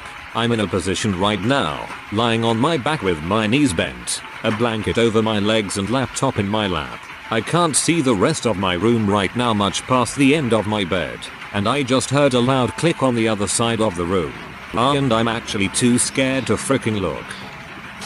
This is some weird crap that happened to me about 15 years ago, when I was about 19 years old and living with my parents. My parents and sister were going on a trip to Seattle, leaving me alone in the house for 3 weeks. Since I had just started university at the time, I was usually out of the house. So my parents suggested I set up our answering machine. My parents had an answering machine, but they never used it, so it had been stored in the basements for a couple of years. This was one of those old style machines where everything was recorded to an actual audio tape, which you would record over after the tape filled. Before they left, I brought the answering machine up to my room and left it on the floor, unplugged, power cord still wrapped around it. I figured I'd set it up later that day, or possibly and more likely procrastinate for 3 weeks and set it up on the last day just to say I did it. I had never used it before, so I wasn't familiar at all with how it worked, but obviously I knew it was a relatively simple process. That night was the first night I was alone in the house, as they had flown out that evening. I went to sleep with the machine still wrapped up in a pile next to my bed. In the middle of the night, I am woken up by a whirring sound. The sound of an audio tape rewinding and then stopping. I hear the same noise 2 or 3 times. I turn over and look at the machine and see a green light turning on intermittently with the sound of the whirring. Then it stops. I am freaked the frick out, so I don't get out of bed. I lie there awake, wondering if I was dreaming for a few minutes and then eventually fall asleep. The next morning I wake up and go about my business, unsure of whether the night's events were real or if I dreamed them. Then the phone rings. I pick it up, and it's my sister. Sister, hey, I tried calling you last night to let you know we landed, but I got the machine. Me, that's impossible. I didn't plug it in, and there's no battery powered option. The phone line wasn't even plugged into it. Sister, huh, but I called twice. Both times the answering machine picked up, and it was your voice saying to leave a message. Me, WTF. I was about 10, and I watched my mom's purse slide from the kitchen counter, hover midair for about 15 seconds, and slam to the ground. I can't say I remember running, as it doesn't seem like my feet touched the ground. When I found my mom outside, all I could manage was, "Mom, your purse fell dead, to then pick it up, please," with a shake of her head. Same apartment. To this day, as my mother still lives there, a ghost or whatever you want to call it, drops and rolls what sounds like marbles on the ceiling. Sometimes it sounds like bowling balls, and sometimes golf balls. They drop as if from a good height, and then bounce and roll as you would expect them to on hard linoleum floor covering solid concrete. After a quick search online just now, the likely culprit is actually water moving through pipes. Okay, I would totally jump all over any explanation, to be honest, except I have yet to hear one that explained why the frick it would follow you around from room to room, even while running down the hall to leave the apartment. I used to call the ghost Charlie after my imaginary friend from kindergarten. Then we found out that several others could hear this anomaly. We changed the name to Mason, as in masonry, due to the fact that he lived in the cement of the building. The building managers and HUD have gotten numerous complaints about this issue. Just pointing out that my mother and I are not. Mom doesn't get scared of it anymore, as she is convinced this ghost is a child spirit wanting to play. She even talks to it now. My parents got my younger sister a spell and speak toy when she was young. She eventually outgrew it and it was relegated to the closet in the basement bedroom, the bedroom I was occupying at the time. One night, it started going off, saying letter after letter in the monotone male computer voice. I figured the thing was just old and the batteries were shorting out. It didn't stop, so I got up to take the batteries out. I walked into the closet, grabbed it off the shelf, flipped it over, all the while it was saying letters. I opened the battery hatch, only to find that there were no batteries in it. I turned it over and the screen was blank and it went silent. I opted then to share an upstairs room with my kid brother rather than sleep down there ever again. I still don't go down there unless I have to. This happened when I lived with my mom.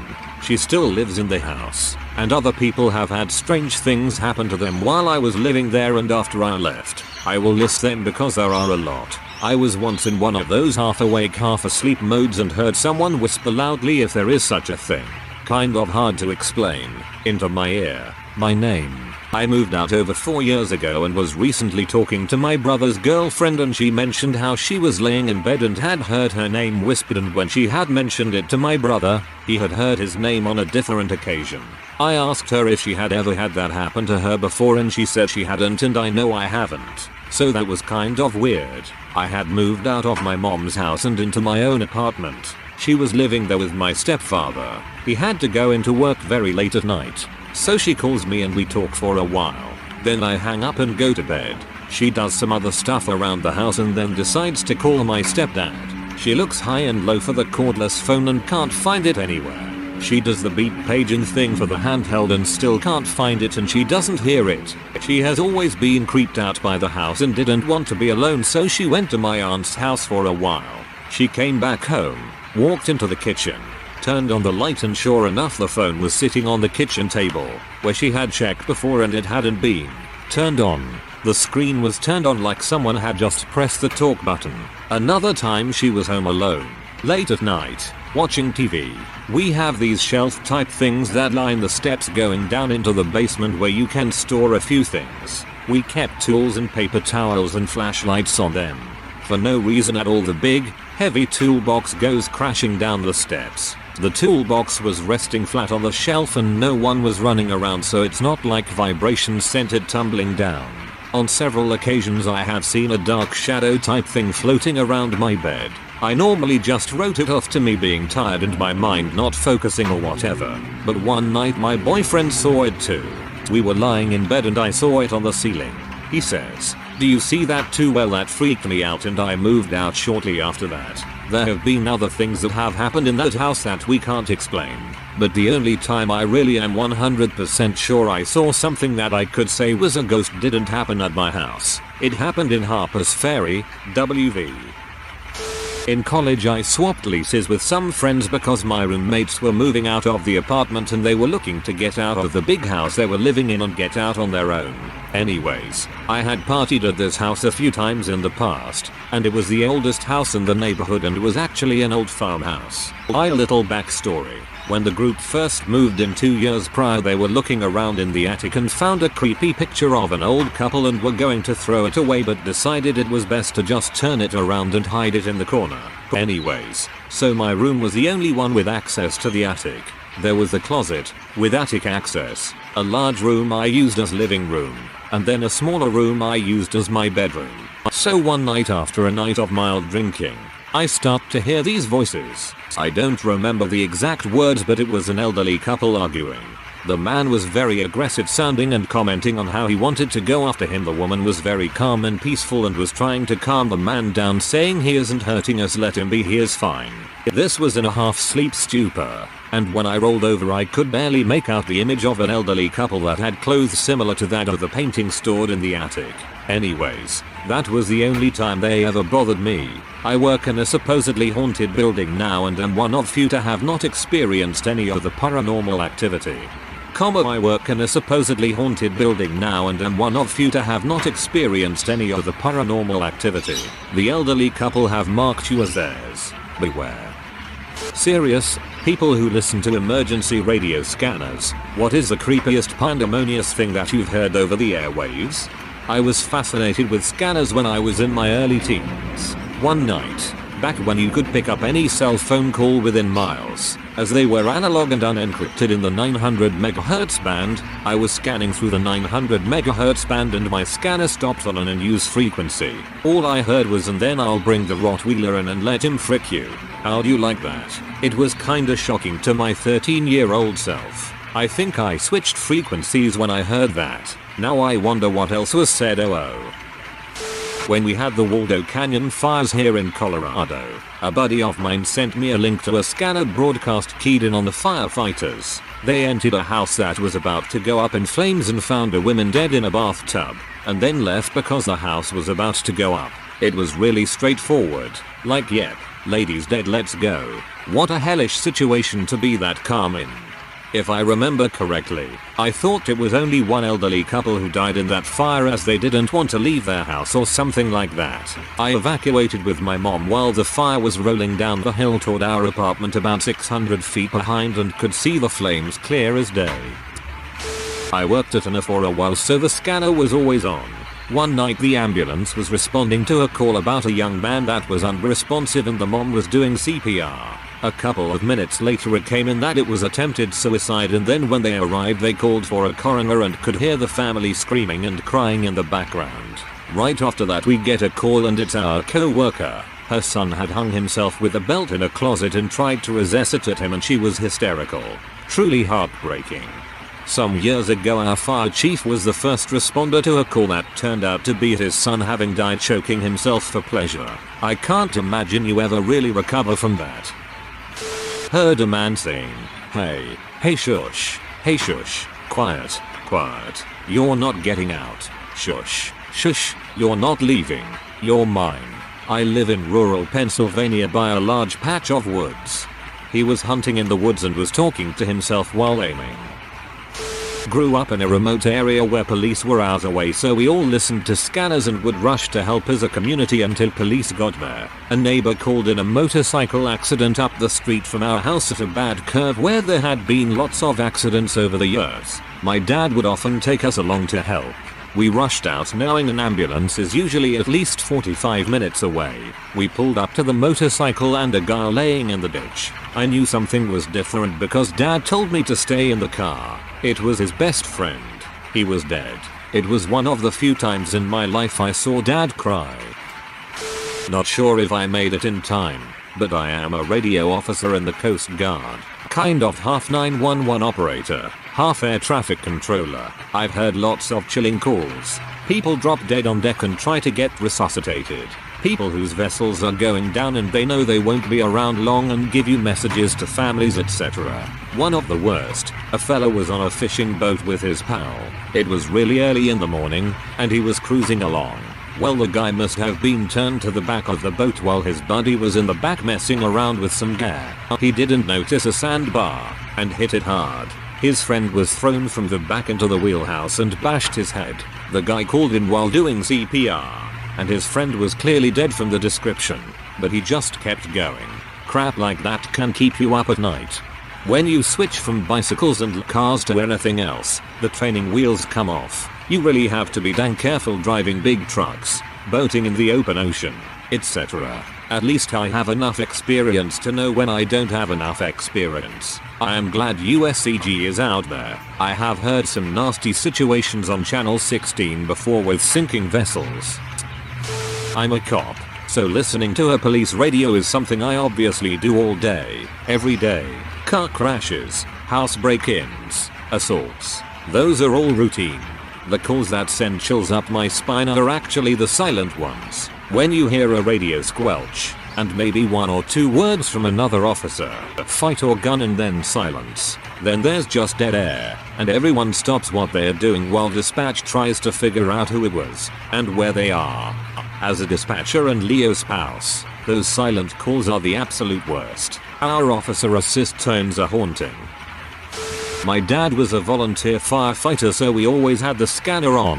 One night when I was about 10, the tornado sirens went off. We ran to the basement, and once we were settled we turned on the scanner. That night I listened to police and firefighters, many of whom's voice I recognized, give a play-by-play of our town getting destroyed as if it was a goddamn football game. I listened to business names and street names trying to remember where my friends lived. My dad left to help. Then we heard my street. The next morning the house 2 doors down was gone. I didn't sleep well for a long time after that. Sometimes ignorance really is bliss.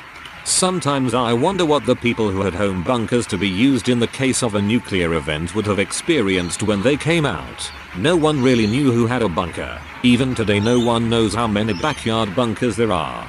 To think that they might have came out and have been the only survivor in their neighborhood, subdivision, etc. When I was working for a federal government land management agency in Montana a few years back, something really creepy came over the repeater network. While we were working in a canyon that had very poor radio reception, we heard a very long, creepy, and drawn-out moan come over the air.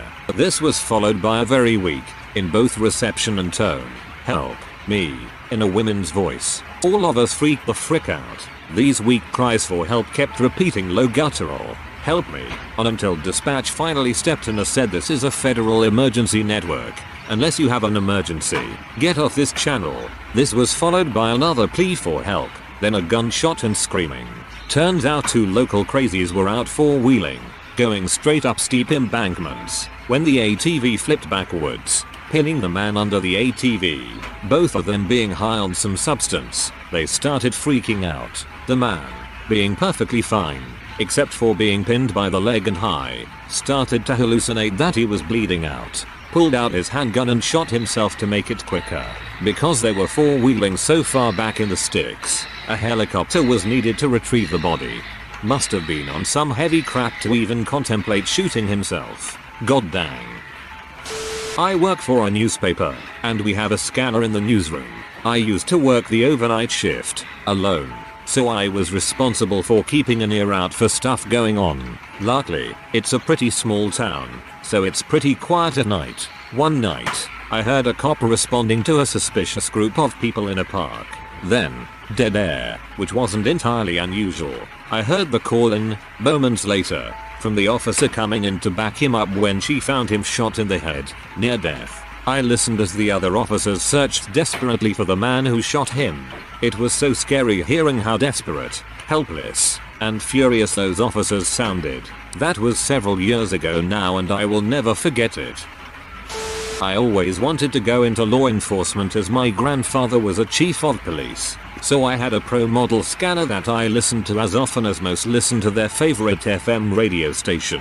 When I was 18, I worked the graveyard shift, Well, after I was done with work, I came home, turned on my scanner and went to sleep as I usually did. I woke around 11 AM and was listening to the dispatchers. All of a sudden they mentioned my home address. I was shocked and got out of bed excitedly to go tell everyone in my family that I just heard our address on the scanner. When I turned the corner in the hallway to go into the family room, the people from our fire department were coming in the door and my dad laying on the sofa in full cardiac arrest. I will never forget that moment as long as I live. For your information, my dad did survive but was never the same. He had 7 full arrests that day and was in a coma for a month. He was 48 and died at 57. He was taking an average of 160 pills, yes 160 pills, per day to survive. I think he just got tired of taking all of the medication. My dad stopped taking his pills as well. It was hard to let him go but we had no right to keep him. He did what was right for him. I hope you have come to terms with it. Easy. There was a huge thunderstorm. Police mentioned a young black male brandishing a gun, dressed in nothing but a towel. HQ said something like, to confirm, armed young black male dressed in only a towel around his waist. Officer, ma'am, I didn't say anything about it being on his waist. I'm a Leo in a rural area, so we get odd calls pretty often from elderly people that are starting to lose their grip on reality. One time around midnight I got dispatched to a call where an elderly woman saw children in her yard. She was worried about them and wanted them sent home.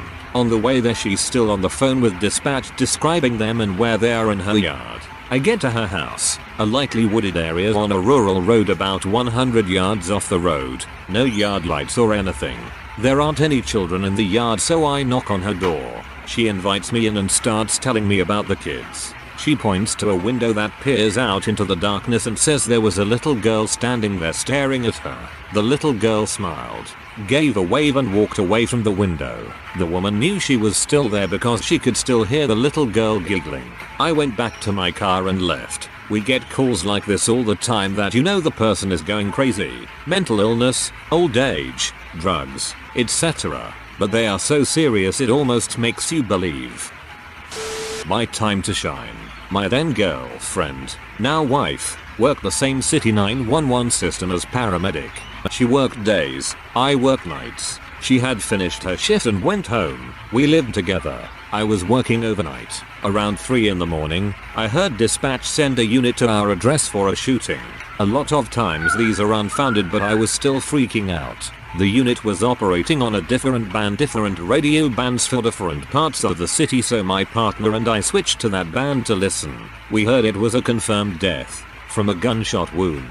I was crying and driving up to my house, 20 minutes away, but then heard the report. 30-year-old male, gunshot wound to the chest, coroner request. I page someone who tells me again that it is a male, not female, that is dead, in my house. I call my girlfriend. She doesn't pick up.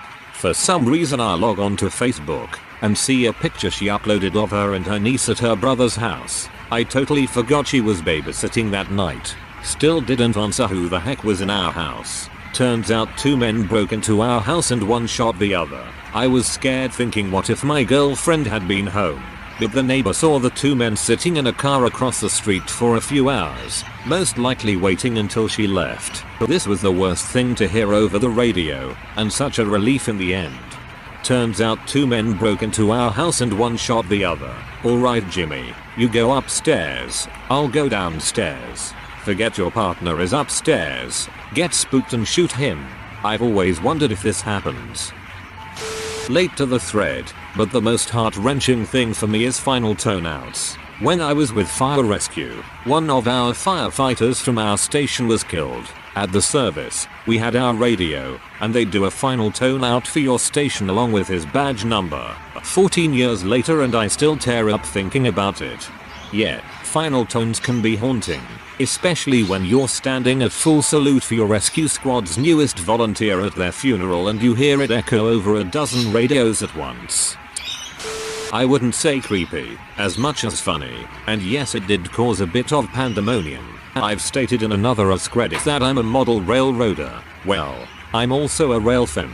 So it's not uncommon for me to be out with a camera and a scanner listening to the train dispatch radio calls, mostly to get an idea of when a train is coming so I can photograph it. Couple years back, I was out one night when I happened to hear a rather amusing call between a dispatcher and the local fire department's radio dispatch. I'll try to recreate it best I can, but as with everything, it's one of those you had to have been there stories. CSX dispatch. City FD, this is dispatch for CSX. Could you roll a truck or two down our way? FD, what's the matter? CSX dispatch, we have a fire. FD, nature of the fire? CSX dispatch, diesel fuel fire. FD, locomotive spill. CSX, locomotive. FD, okay, we'll roll 2 trucks. Just head down to the yard there. CSX, oh no, hang on, a few minutes pass. CSX, okay, it'll be at the 3rd Street crossing in about 4 minutes. You can meet it there. What happened was the second locomotive back on a train blew its engine and threw a rod through the crankcase. The heat caused the fuel to catch fire, and it torched the engine while it was still moving. Most unique and interesting thing here so far. It's quite a long time since you've been able to monitor police radio in NZ, so this was quite a while ago, probably 2001 or so. The dispatcher called a 10-1, attention all units, for any unit that could respond urgently to a 1F, assist fire ambulance, to provide urgent assistance for a panicking caller whose infant was choking. Ambulance were more than 10 minutes away. A unit, area sergeant from memory, was only a minute or 2 away and responded immediately. There were then a series of radio transmission from the officer on scene update dispatch as he performed CPR on the, by then, unconscious infant. Each transmission was accompanied by the sound of his hysterical screaming a crying mother in the background. After about 2-3 minutes and 4 or 5 transmissions, the next one had the sound of a crying infant and the officer reported that the child had started breathing and was responsive. Ambulance arrived a few minutes later and the child was transported to hospital as status 3, which means moderate condition but not likely any threat to life. Was a pretty intense thing to hear. Conversely, the most amusing I recall was after a while where a number of officers had been doing area patrols around the area in search of someone reported to have been exposing themselves to vehicles. One of the units on site radioed the Delta Dog unit to see if he was at the scene yet. His replat, his replat, his replat, his replat, his replat, his replat, his replat, his replat, his replat, his replat, his replat, his replat, his mid-90s, San Fernando Valley, CA. Listening to a cheap Radio Shack scanner late one night when I hear this exchange between an LAPD unit and dispatch. Officer, just observed a motorcycle traveling eastbound on Devonshire passing Tampa at a very high rate of speed. Dispatch, do you have a vehicle description? Pause. Officer, it had a red light on the back of it. That was the end of it. We have a man who assaulted his neighbor here because his TV was on and it's Earth Day, burst out laughing. My stepdad kept one constantly running in our garage. One night I heard my cousin's address go over the scanner about a noise complaint and called him immediately. I knew he was having a party, so I figured that it was just getting loud. Some random person answers my call. House phone back in 2000. Get a freaking ambulance here and drops the receiver. I'm listening to shouts and scuffling over the phone and more codes coming over the scanner. A 10-1 is called in. I hear a gunshot on the phone and scanner simultaneously. Then, drop the weapon. Drop it. 2 more gunshots. A group of guys who didn't like my cousins had rolled up 12 deep to the party and just started swinging on people in the yard. The first call to the cops was from a neighbor hearing the fight starting. 2 more before the first shot I heard and 3 after. 11 cops arrived and tried to stop the brawl.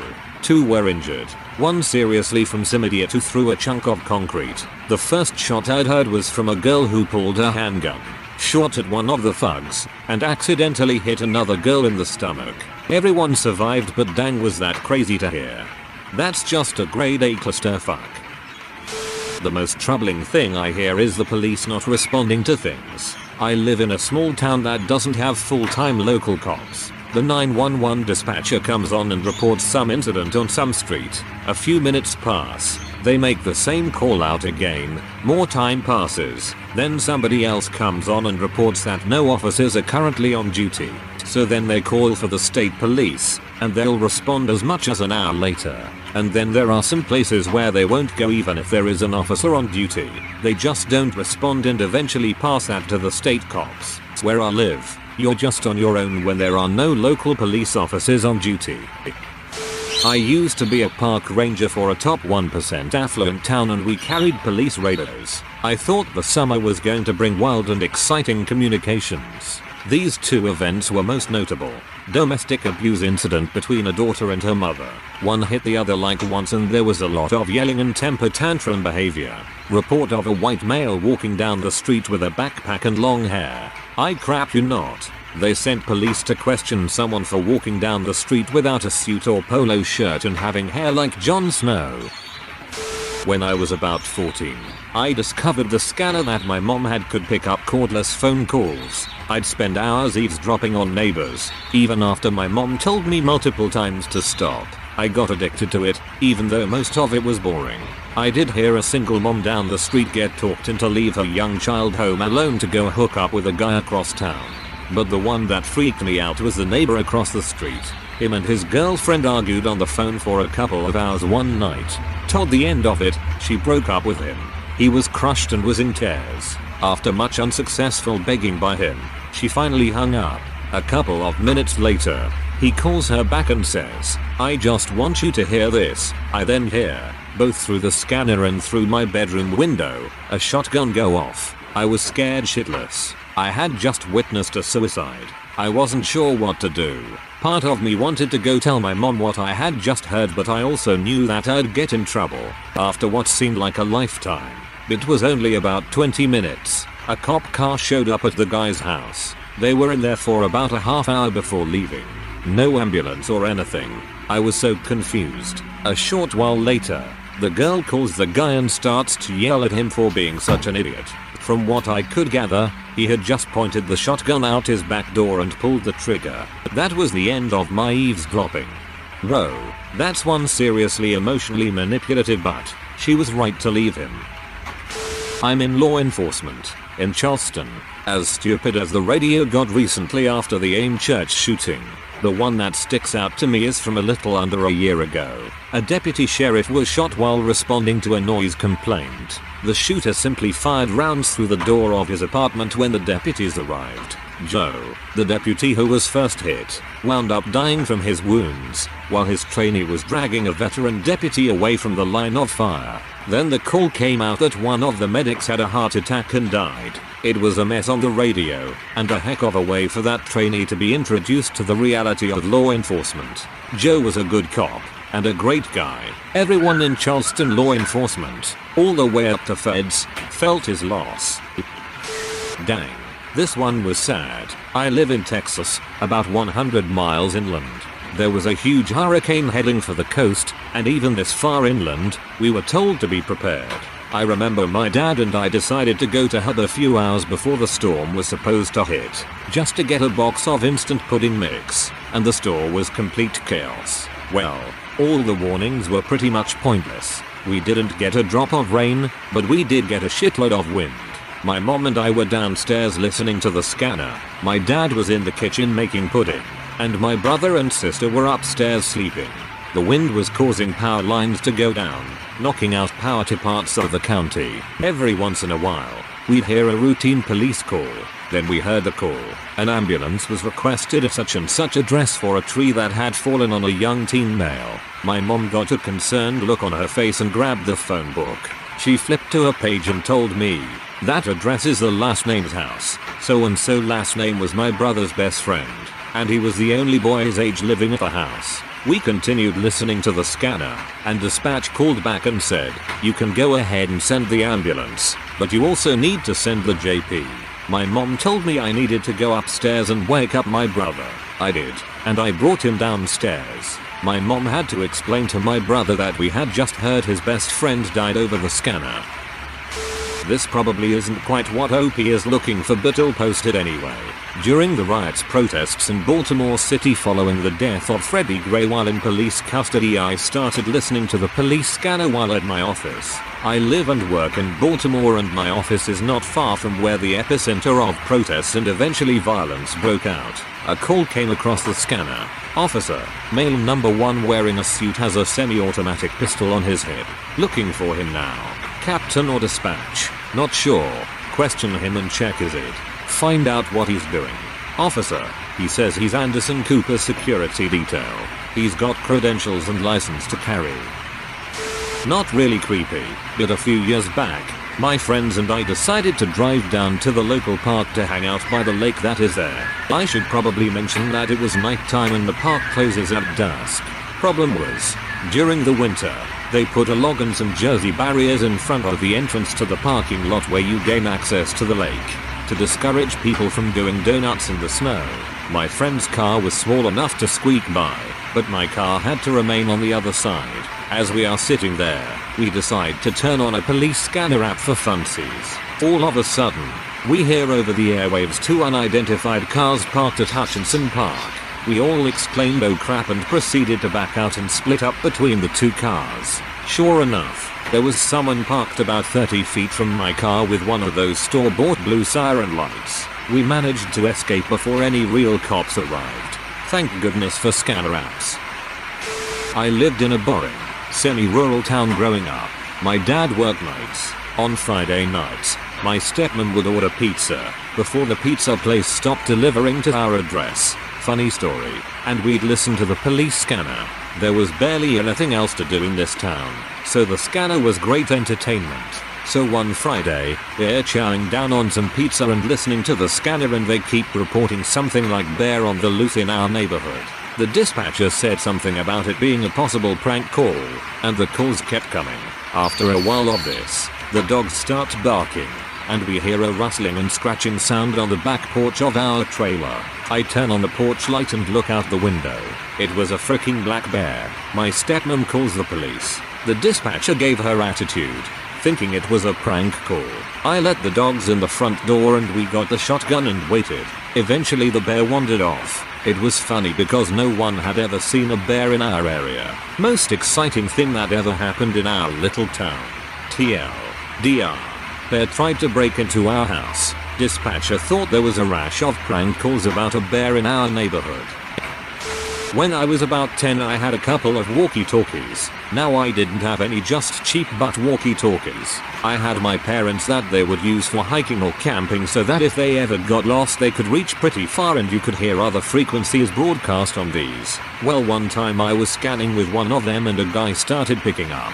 I started talking to him and he told me he was Santa Claus and asked for my address, for my address, for my address, for my address, for my address, for my address, for my address, for my address, for my address, for my address, for my address, for my address, for my address, for my address, for my address, for my address. Had you given him your address you would be on the back of a milk carton right now. I used to work for a radio company. There was a guy listening to the police scanner, and there was an accident. 2 families including 5 children had been run over by an out-of-control Mustang. They were my kids, along with my ex-wife, and her friend with her kids. That must have been devastating. I'm so sorry for your loss. My daughter and her husband live the next town over on something like a cul-de-sac, let's say Elm Circle. Listening to the scanner, 2 young males rob a convenience store, unusual for our town. The officers on duty post up at the major intersections after the dispatcher gives the vehicle desk. Looking for the car, they rob another convenience store. The LT reminds them all to actively watch for the vehicle. Suddenly, you hear one key up with his motor winding up fast asking again for the plate number. Dispatcher calmly repeats. He calmly says he's in pursuit, gives his location direction, and you can hear he's got the engine pegged the frick out. Another officer says he's on his way to back him up and first officer calls out his pursuit, just like he's giving a set of directions to a tourist. No raised voice, no tension in the voice at all. Mentally, I note that they are headed toward the town where my daughter lives. I hear the first officer say that they're throwing bags out at location, engine still screaming. Dispatcher repeating everything the officer says very calmly. Then they turn off main road onto side road, and side road to small road. At this point I pick up the phone to call my kid because these armed robbers are in her neighborhood. Her husband wakes up all confused because it's the middle of the night. I scream, "Get up. Wake up. The cops are chasing robbers into your neighborhood." Well, they're not here. So I'm going back to sleep. At that instant, officer says he's turning onto their Elm Street. 1 block long, dead end. I go, "Appa shit, OMG, they are on your street." Officer calmly but quickly says they're bailing. I'm on foot and dispatcher repeats. Then silence. Total silence for like 3 minutes. My heart stopped. Finally his backup starts saying he can't find him. Dispatcher calmly asks for location. No response. LT asks for location. No response. After forever, officer says dispatch 1 in custody, 1 on foot loose. I could have died. Anyway, that's the most gut-wrenching thing I ever heard on one. People in our services will get their asses chewed if they act wild on the radio. It's also a point of pride to be able to key up in the middle of a shitstorm and sound perfectly calm. We've had squad meetings where folks have gotten dispatched to burn a CD with stupid radio traffic so newbies can hear how they sound when they lose their crap. Radio discipline is a big deal in some places.